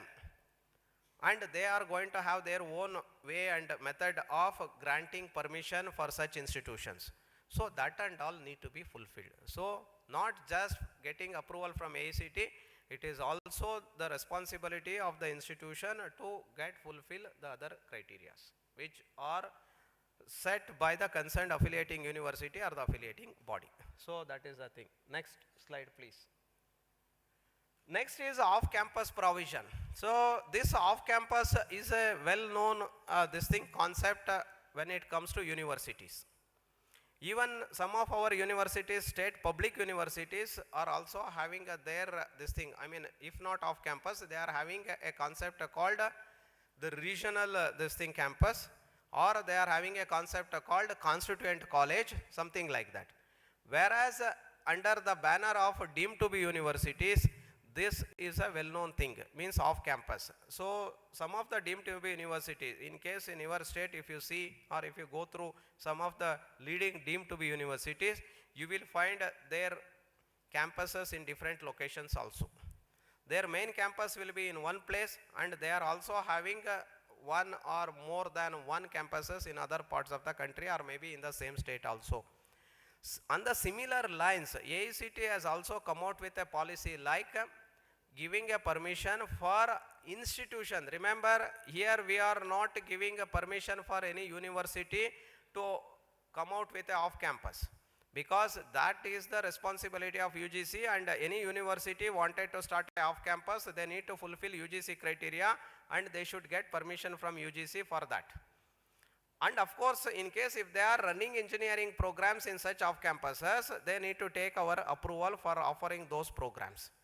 Whereas this off campus concept is applicable for our affiliating institution, means normal engineering college or normal MBA college, which is affiliated to some university, willing to start one more unit of their own. For example, some of the institutions are having a very good brand name, but in the place where they are presently offering, there is no scope for expansion. They are having a brand name, they got very good name, fame, everything, but unable to expand. Especially with the same name. Sir, they can start a new college. Yes, they are permitted, but they cannot use the same name. It is something like there is no, I mean, one more Kolkata University or University of Kolkata is not possible. So now, as per this policy of AICTE off campus, any engineering college or any affiliated institution for that matter, in case if they are meeting certain criteria, so here there are all will not be permitted. So like they need to have NIRF ranking, QS ranking, and more than 50% of their eligible courses accredited. 50% of their courses accredited, then 80% of this thing, average enrollment for last 5 years. So like this, and autonomous status, etc. Such institutions only will be permitted to have this off-campus facility. Means they can start one more unit with the same name what they are having presently in their existing location. And one more unit they can start within the jurisdiction of the affiliating university. For example, if that institution is affiliated to say one university, and that jurisdiction is limited to some 4 or 5 districts in that particular state, then within that 4 or 5 districts, anywhere this institution can start one more unit. That is almost like a new institution, but name can be used same as their main campus or the main unit. This is the advantage which they are going to get. It is like an extended part of that institution. It is something like a regional part of an university. Many universities are having, say for example, JNTU in the state of Andhra Pradesh got 4 this thing. In the state of Karnataka, that Vishweshwara Technological University has got 4 regional offices or the campuses. Means they are the extended arms of the university. So similarly, here that institution, affiliating institution can also think of having a one more unit. And here there are a lot of advantages they are going to get depending upon the distance. If they are very near to that main campus, no separate principal is required, and certain facilities will be permitted to be used both these institutions. So like this, there are benefits which institutions will going to get. So this is one more new thing. Next, merger of institutions. All these years we used to permit merging of the institution coming under the same trust or society. But this time we are also permitting the 2 institutions belonging to 2 different trust or society can also think of coming together or get merged. Of course, how is it possible? It is possible provided legally as per that trust or societies of Act or that Companies Act, if that 2 companies this thing can go for merger of their institution. If legally permitted from their side, we will permit such institution to get merged. Next is hibernation. What is this hibernation? Hibernation is nothing but, in a simple words, if I want to explain, so like unauthorized absent and authorized absent. What is the difference between unauthorized without telling our boss, just simply escaping from the duties, and getting permission from the boss and absent to that duty is authorized absent. So this hibernation is something like a authorized absent from taking approval. Means institution can think of taking a break from AICTE for getting approval. Now the present policy till last year, AICTE policy is any institution for some reasons, if they are unable to go for taking approval of AICTE, we call them as a this thing unapproved, this thing, what is that, break in EOA. Break in EOA means that EOA is break, means that continuity is not there, extension of approval is not there for that particular year. After some time the institution used to come back under the name break in EOA. They lost approval for 2 years, 3 years or something like that.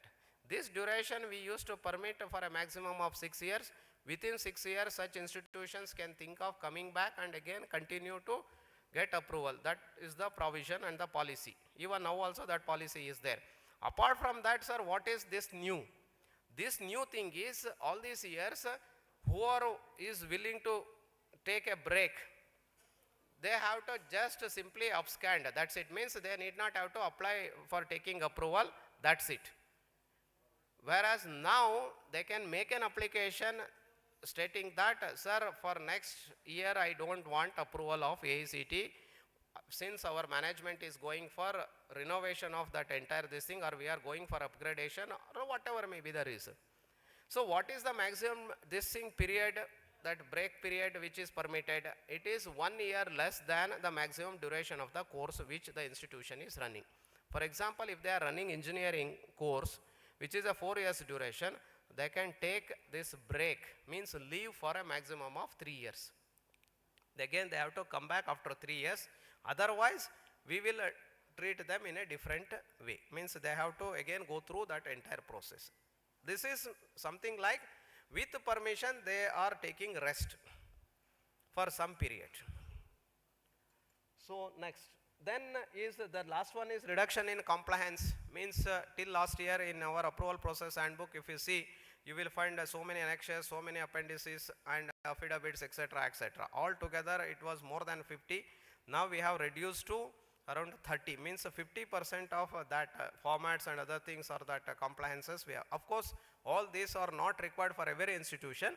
It depends on the type of the application the institutions are making. For example, new institution means they need to produce lot of documents because first time they are coming to take approval. And existing institutions, in case if they are going for starting a new program, or say for example going for a off campus, in such cases they need to have this thing documents to be produced. So in that also we have reduced lot of things. Say for example, earlier in that building we used to ask lot of things right from that first plan approval till the completion certificate. Now we have skipped some of the things. If the institution is having a completion certificate, only that a plan approved and completion certificate, that is sufficient.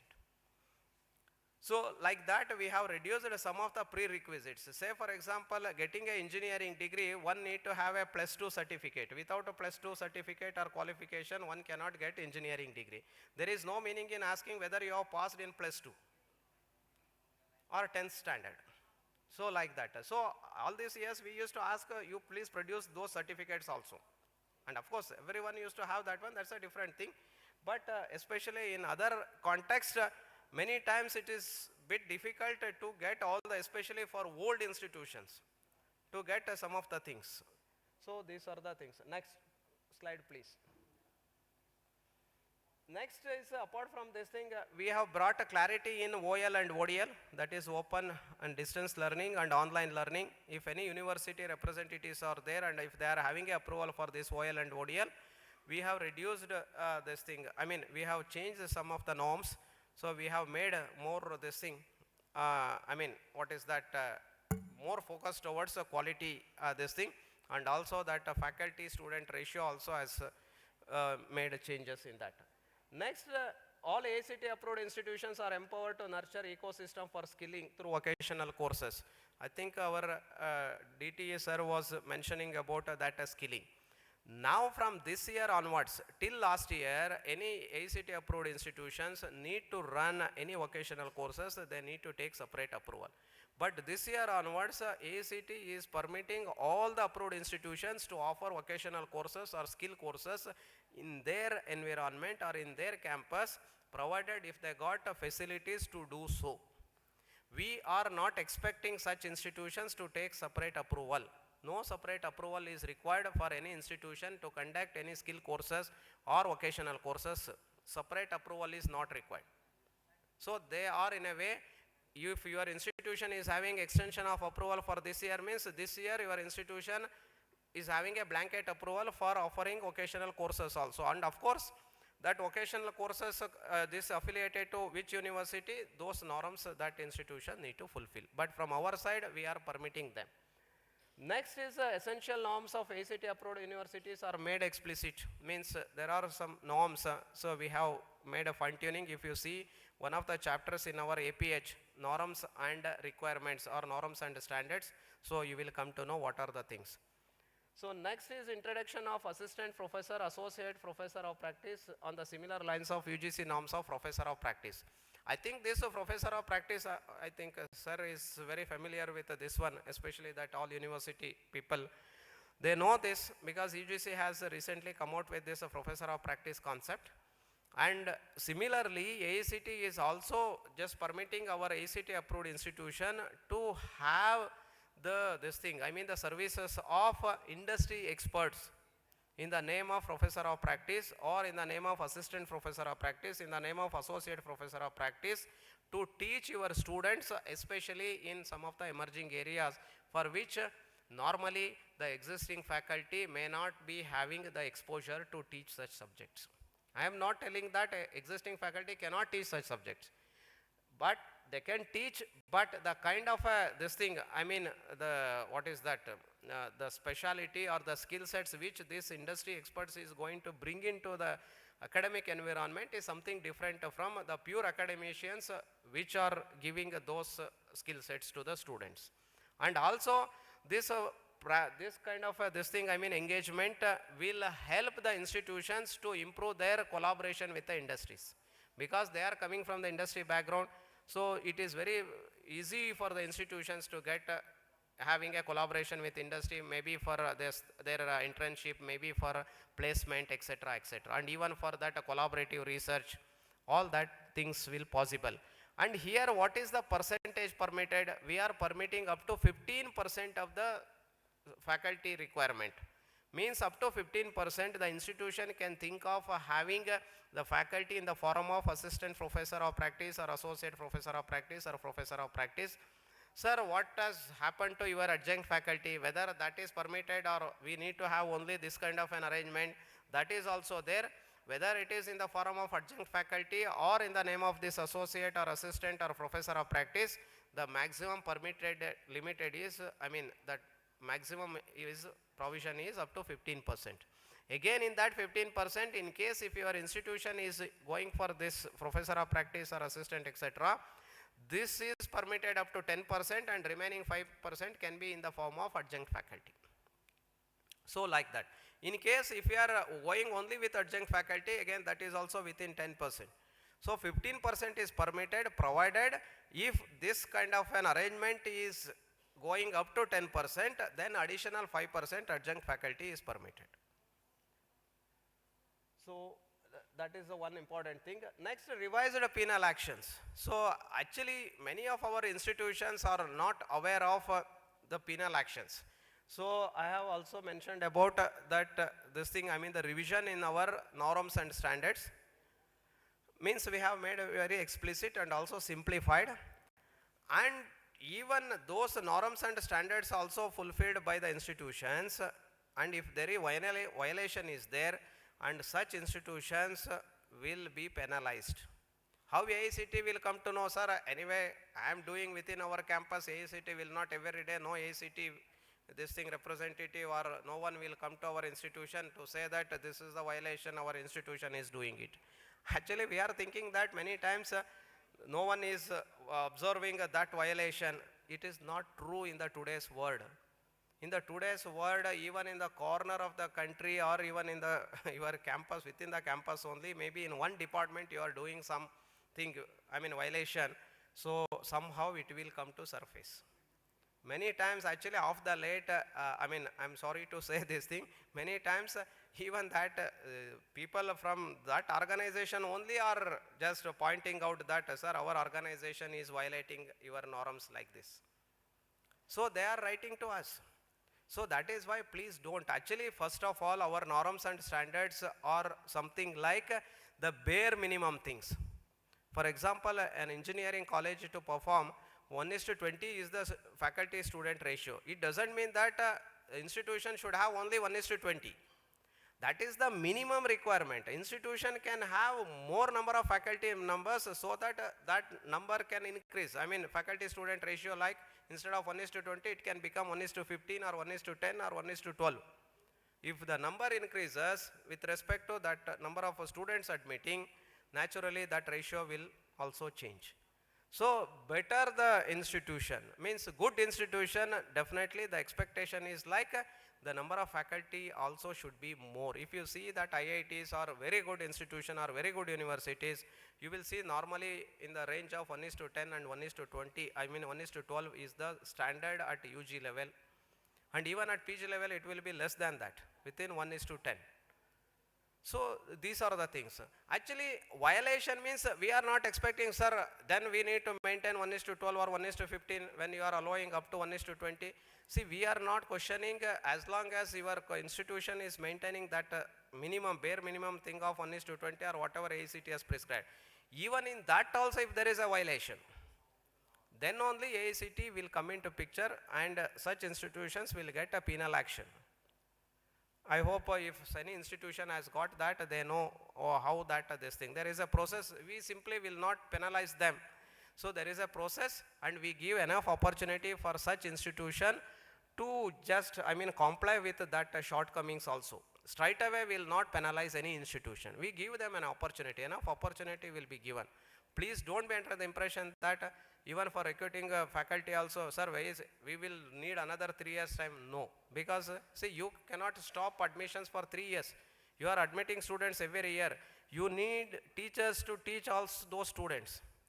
There are certain things which are very much required immediately. You cannot have any luxury of even extending for 2 months or 3 months.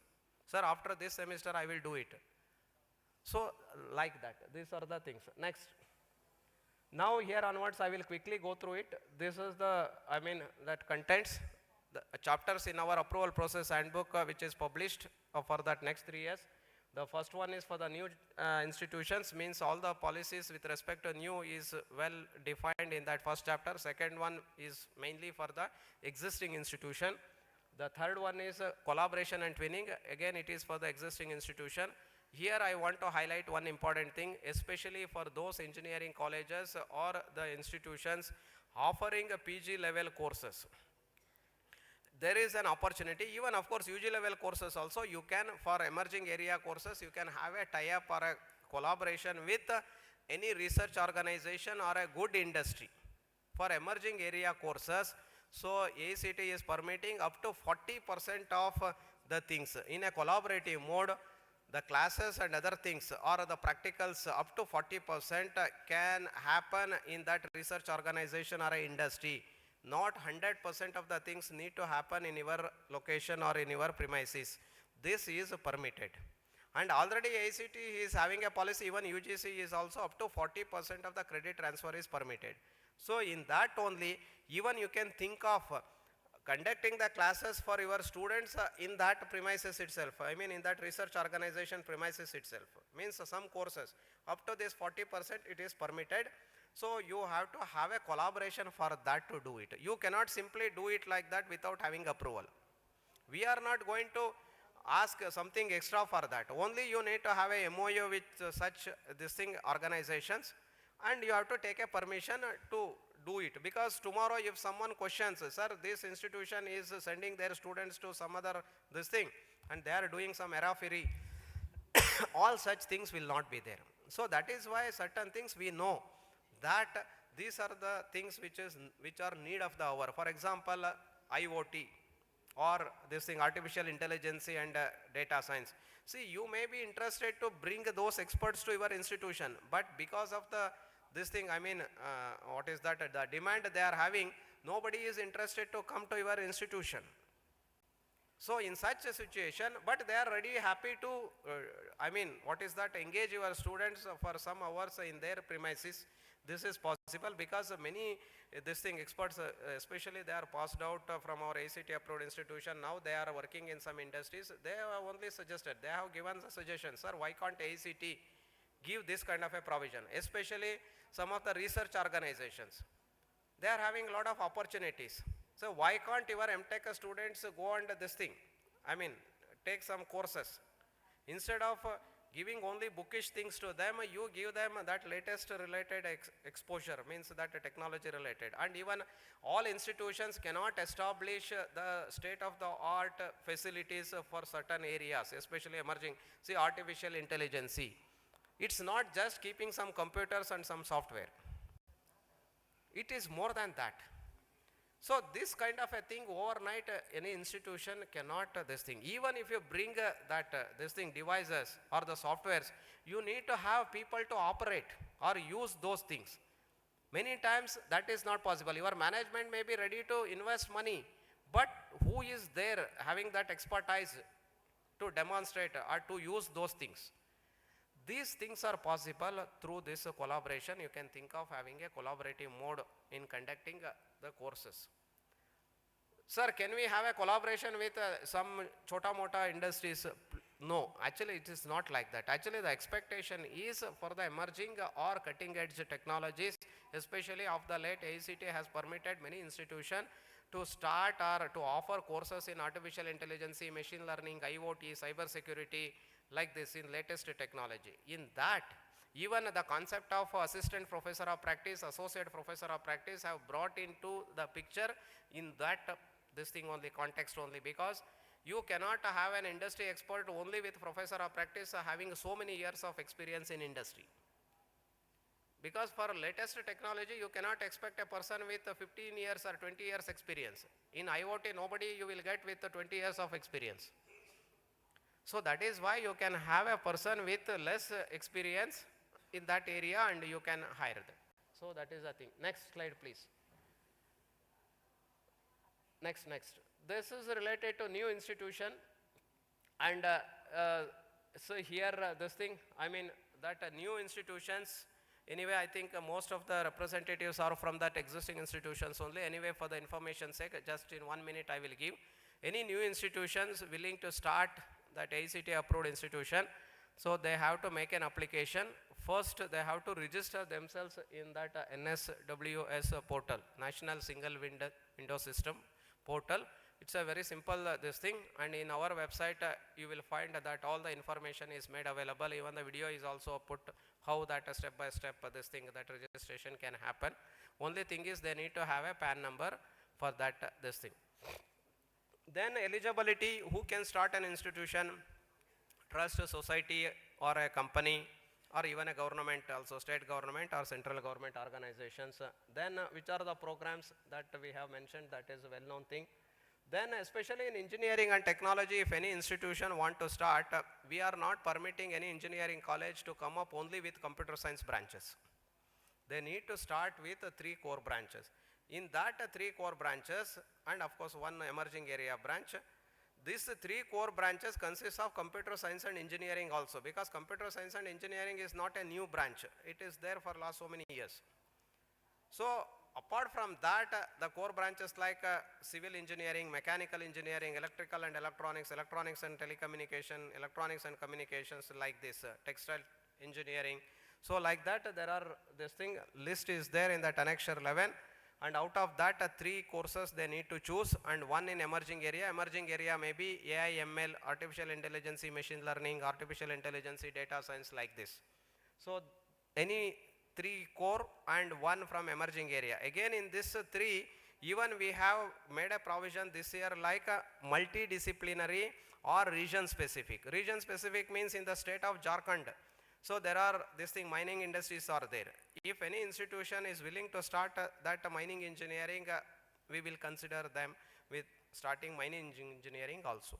So that kind of a thing. Sir, why can't other region fellows cannot, they can start, we are not restricting, but region specific, if any specific thing is there only in some particular location, definitely that will going to help the students of that area, they can think of doing it.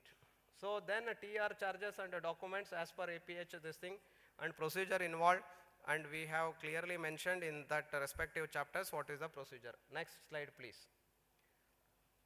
Yeah, so this one I have explained earlier already, this BCA and BBA, BMS means these are the institutions which are already in existence coming to take AICTE approval for the first time. We are not treating them like a altogether new institution. We are treating them like an existing institution, and as I explained earlier, no processing fees will be charged for such institutions. Only TR charges nominal, that charge for getting approval only will be this thing from these institutions. And sir, approved intake, AICTE is having some restrictions for new institutions like that, AICTE will restrict? No. In case if some institution already having some 360 in BCA or 500 in BCA, we will permit them. We are not going to put any restriction. That is why I clearly mentioned as is, where is basis. Whatever they are having, as it is, the approval will be given to those institutions. So that is one important thing. And affiliation and examination, we have clearly mentioned same multiple universities permitted. There is no change in the examination, present examination system, no change in the affiliation system, no change the way in which they are getting autonomous status, etc. All that things remain same, except additional thing is they are going to make an application and get a formal approval from AICTE in as is, where is basis, just by making a nominal TR charges. That's it, nothing else. Then admission, administration, no changes required. Even other requirements, buildings, labs, faculty, amenities, computational facility.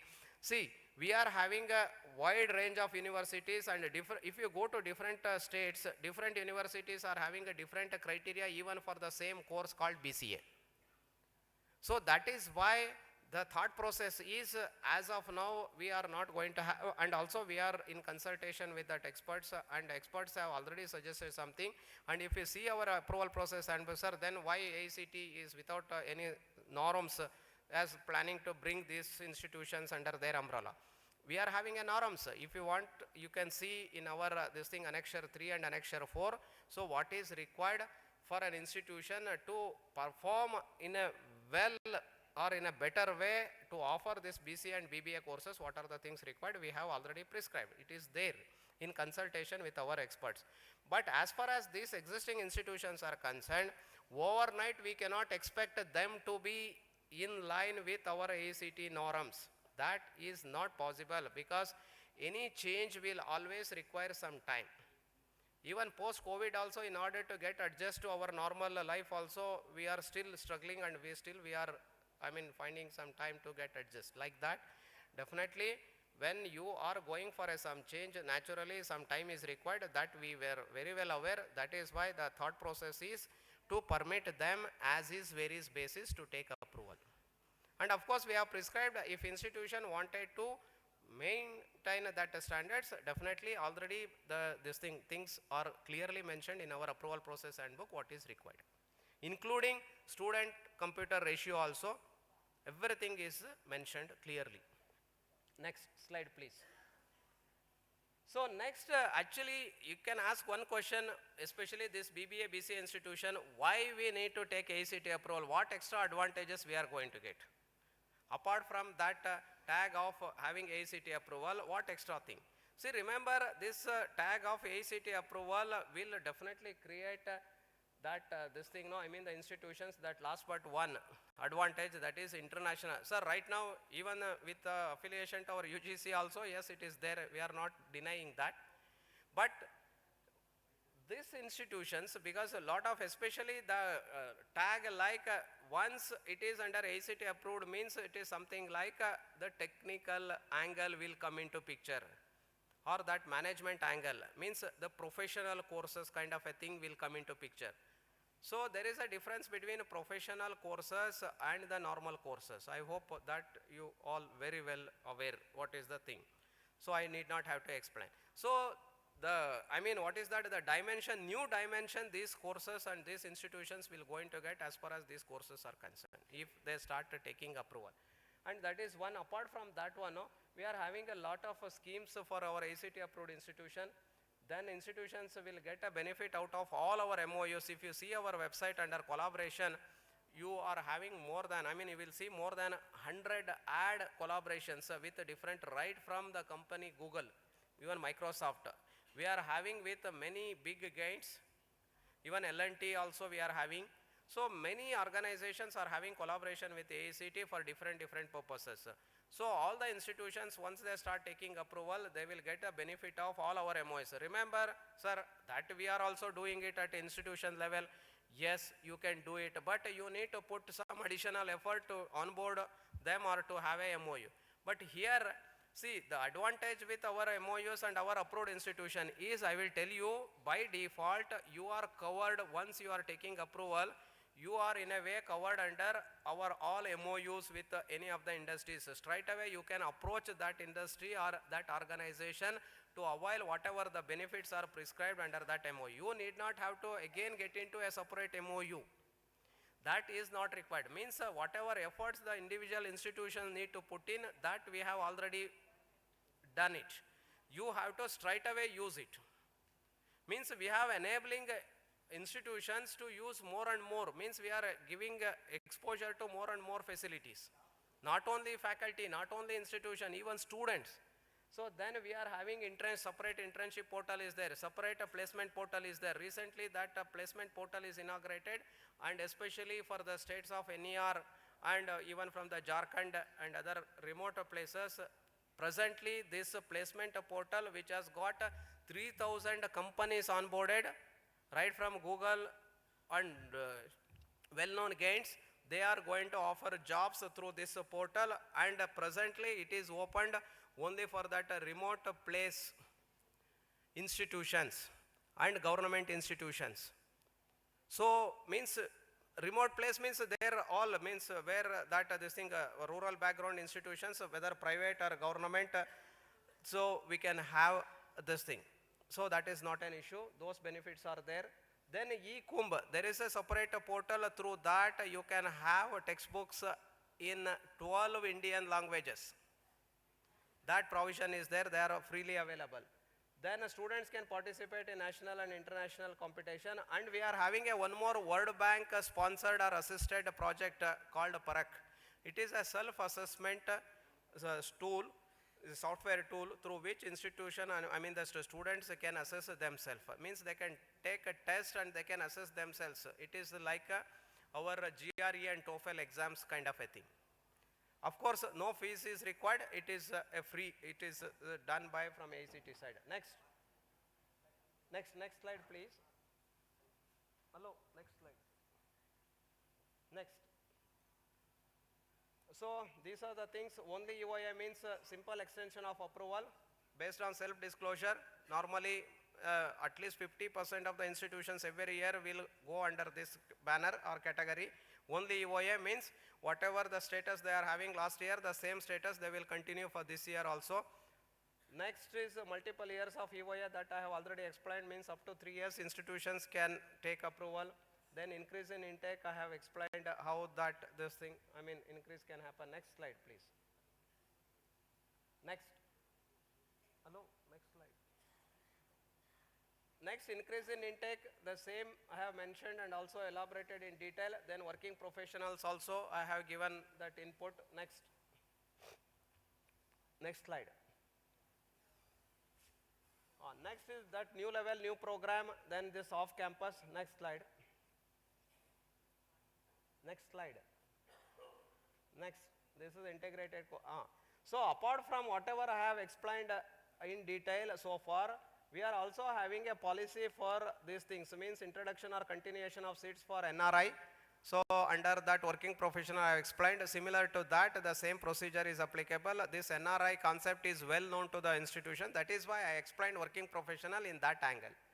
Then introduction or continuation of supernumerary seats for foreign nationals overseas. That I think not all institutions are looking for that, and whoever is looking for that one, they have to take approval separately. Then separately means along with that main application only, they have to select for that also. Then merger of the institution, that I have explained. Then there is a fellow program in management that is applicable only for PGDM institutions which are not affiliated to any university. Then conversion of diploma into degree or degree into diploma or women's into co-ed, that is also there. Then existing institution after a break in the preceding years, here only that hibernation or restoration has come into picture. Then change of site or location, if your institution is willing to switch over from one location to other location, the provision is there. Then change in the name of the course, merger of the courses, reduction in intake. See, this is a very simple thing. In case, see, we are getting lot of requests. I don't know why institutions are not, using this facility. They are writing, sir, actually this particular course we are not getting admission from the students. Why can't you think of going for a new nomenclature for your course? For example, in that under mechanical stream only, there are many courses. We are having a bucket of courses fall under that main category mechanical. Similarly, main category civil. So under electronics also. So you please look into the latest nomenclature or the nomenclature which can go with your existing facilities. Instead of having that good old name of a particular course, you can think of changing that course name. Sir, we have to take permission from our DTE or university. They will also give, it's not an issue. But only thing is, whether that particular course is presently offered in that university or not is the only concern. Yeah. So that is the thing. I think you please make use of it, and apart from that, there is one more provision is there, merger of the courses. See, there are departments like industrial engineering, manufacturing science. So like this, in mechanical related, there are 3-4 courses. Certain courses can be merged. That also you can think of. So then changing the name of the institution or affiliating university, it is a very easy process from our side. In case if somebody wants to switch over from one university to other university, as far as affiliation is concerned, that is possible. From our side it is very simple, but they need to take permission from both. Means the outgoing university and as well as the university to which they are entering. Next. So then manpower requirement, that I have explained. Then institutions which are running a PGDM. Here I want to highlight one important point, especially for PGDM and PGCM institutions. They are basically as of now standalone, and based on the requests and suggestions received from many quarters, this time we are permitting, and of course mainly from NEP perspective, we are permitting these institutions also to start other programs. But there is one important restriction for these PGDM institutions. That restriction is they cannot start MBA. They cannot start MBA. I am repeating, except MBA, all other programs, and even they can start BBA. PGDM institution, PGDM is equivalent to MBA. Sir, then why you are not permitting MBA? Only PGDM institution people, if they are sitting next to you, you can ask why AICTE has changed that policy. That policy will continue. So, except MBA course, all other courses or all other programs, even they can start engineering also, provided they are having facility and other things which are as per our norms. That is permitted. Next, increase in intake or new course, that I have explained, that management like MBA affiliated to any university can be started without this thing. Next. Next slide, please. Next. So this, and yeah, here you can ask one question with respect to working professional. I have explained taking example of engineering background. Sir, whether other programs also this working professional is permitted? Yes, permitted. Means MBA college, can they have a provision for working professional? Yes, possible.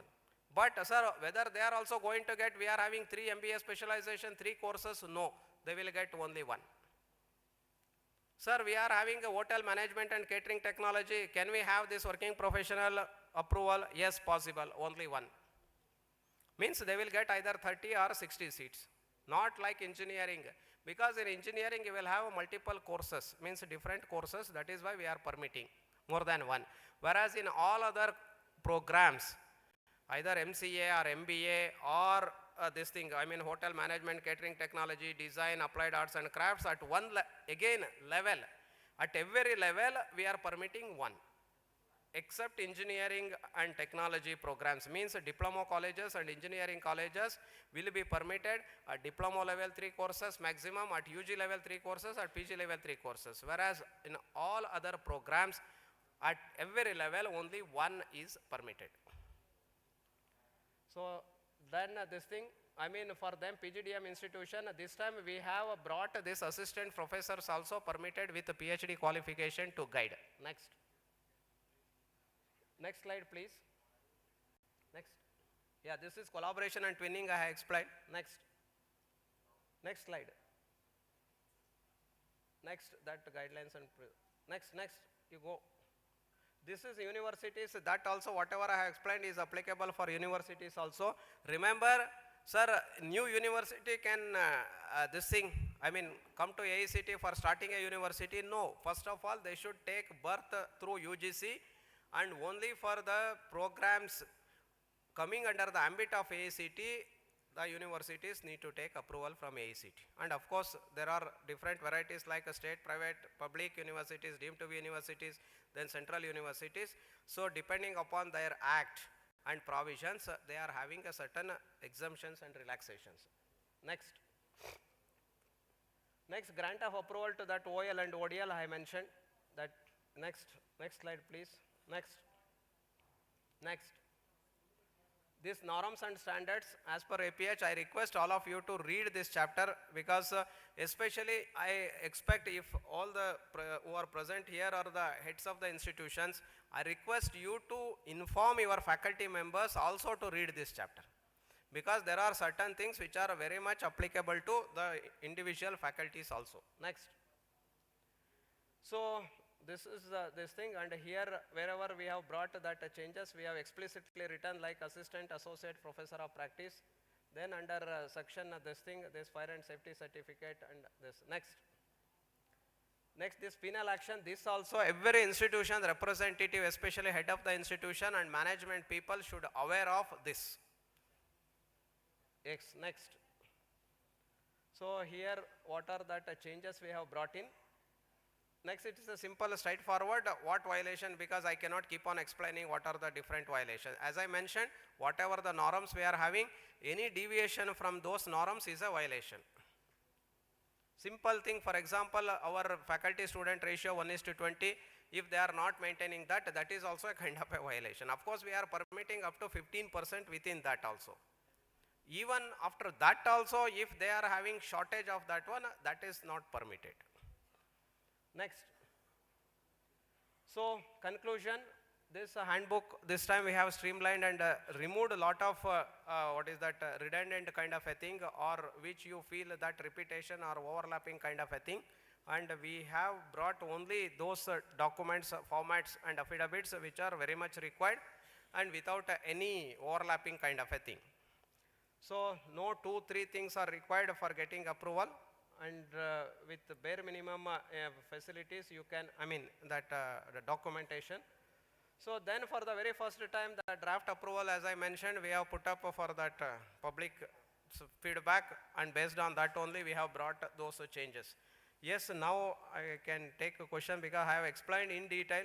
So if any questions still you are having doubts, I am ready to take the questions. Yeah, please. Because it's a high time for the lunch. Yeah, please. That I am not avoiding questions. You can ask any number of questions. I don't have problem. Yes. Yeah. Yeah, please, sir. Straight away go to the question. Whether we can add new courses like BTech in computer science or electrical, BBA, BCA, MBA of different level in our spare area under some university in our existing diploma institute? Yes, that is what actually we don't have any problem for a diploma institution to start BBA, BCA. And BTech, sir, BTech? Huh? UG level courses? Yes, that is already there. Diploma college can start engineering. How many minimum courses we need, or something maximum? What? That is, see, whenever they start like a new engineering college, whatever is permitted, that only, whatever conditions are applicable for new engineering college, like they need to start with 3 core branches, that and all is applicable for that.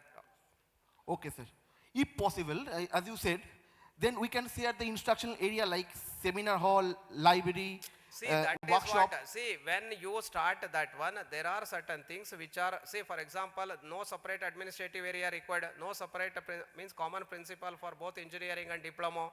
So, amenities common, ground common, library common. Only thing is, depending upon the number of students who are getting increased, only for accommodating those extra numbers and those extra courses, additional books need to be brought in, and additional space need to be created for reading purpose and other things. That's it. But the same library still is Okay. possible to use it. Sir, can we give different name to our newly added courses in our existing PID which are using? No, that is what I explained very clearly. You can use that ID for adding BBA and BCA courses. You cannot create a new name for that.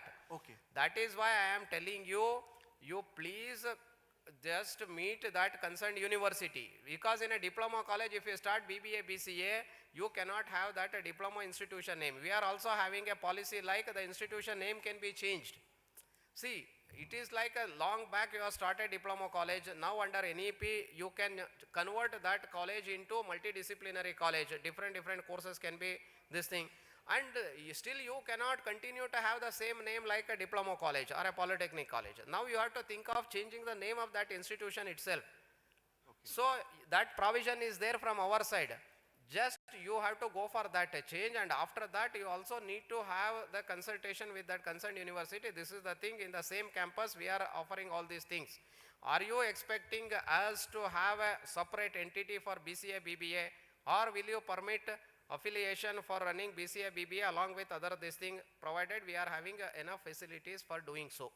That is why we are putting a rider like it is the responsibility of the institution to get consent from this thing. I mean whatever NOC and other things from the university, affiliating university or the state government. In case if the state government is also having some norms like no diploma college is permitted to offer BCA, BBA courses, or we will not permit a diploma, standalone diploma college to offer this thing, or in case if they want to offer, they should first upgrade themselves into engineering level institution, then only will permit. Such conditions are there that you have to meet. We cannot help it out. Okay, sir. Sir, actually you have said that working professional numbers are counted within the approved intake, or we can take more? No, this it's very clearly mentioned. Whatever approvals we are giving, they are supernumerary in nature. No extra infrastructure we expect. See, it is a bonus for the institution, but only thing is not all institutions will be permitted to get approval under this working professional. They need to have certain criteria to be fulfilled, and no extra infrastructure is required. They are supernumerary in seats. Okay. Okay. Yeah. Thank you, sir. Yes. Yeah. Oh. Yeah, please. Sir, another one No, question. no, please allow others also. You are only asking so many questions.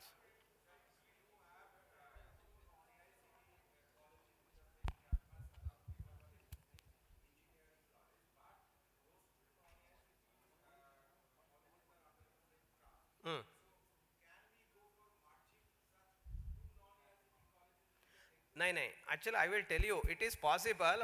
First you need to get approval for those non-AICTE approved institution. You have to bring, see, how can I merge which is not in our control now? Okay. We cannot permit the things which are not in our control as of now. First what you have to do, you take approval as it is for those two institutions. Okay. In the way in which they are, maybe they are running BCA, BBA courses, you take approval, very simple. Then next year you can think of merging. There is also a problem that we are not only running BBA, BCA, because we are running also whatever it may be. BMS and Bachelor in Hospitality Management. So, yes, I think we are giving approval for that hospital management. There is a tricky this thing. Hospital management course is also there. Hospitality management course is also there. Yes. So if it is under our list of courses under sir, management. Sir, recently there was an attempt from our affiliating university, MACAUT, to AICTE for inclusion of such Yes. courses into AICTE web It is portal so there. that we can apply for? I think there is a one institution from the state of Orissa, they got approval in this thing. These two things are there. I think even of the late, a few institutions are having this hospitality management and hospital management. Hospital yes. means that medical college, they wanted to manage such things. That is different, and this is hospitality is different, hospital No, management. sir, we do have bachelor in hospital management, say BBA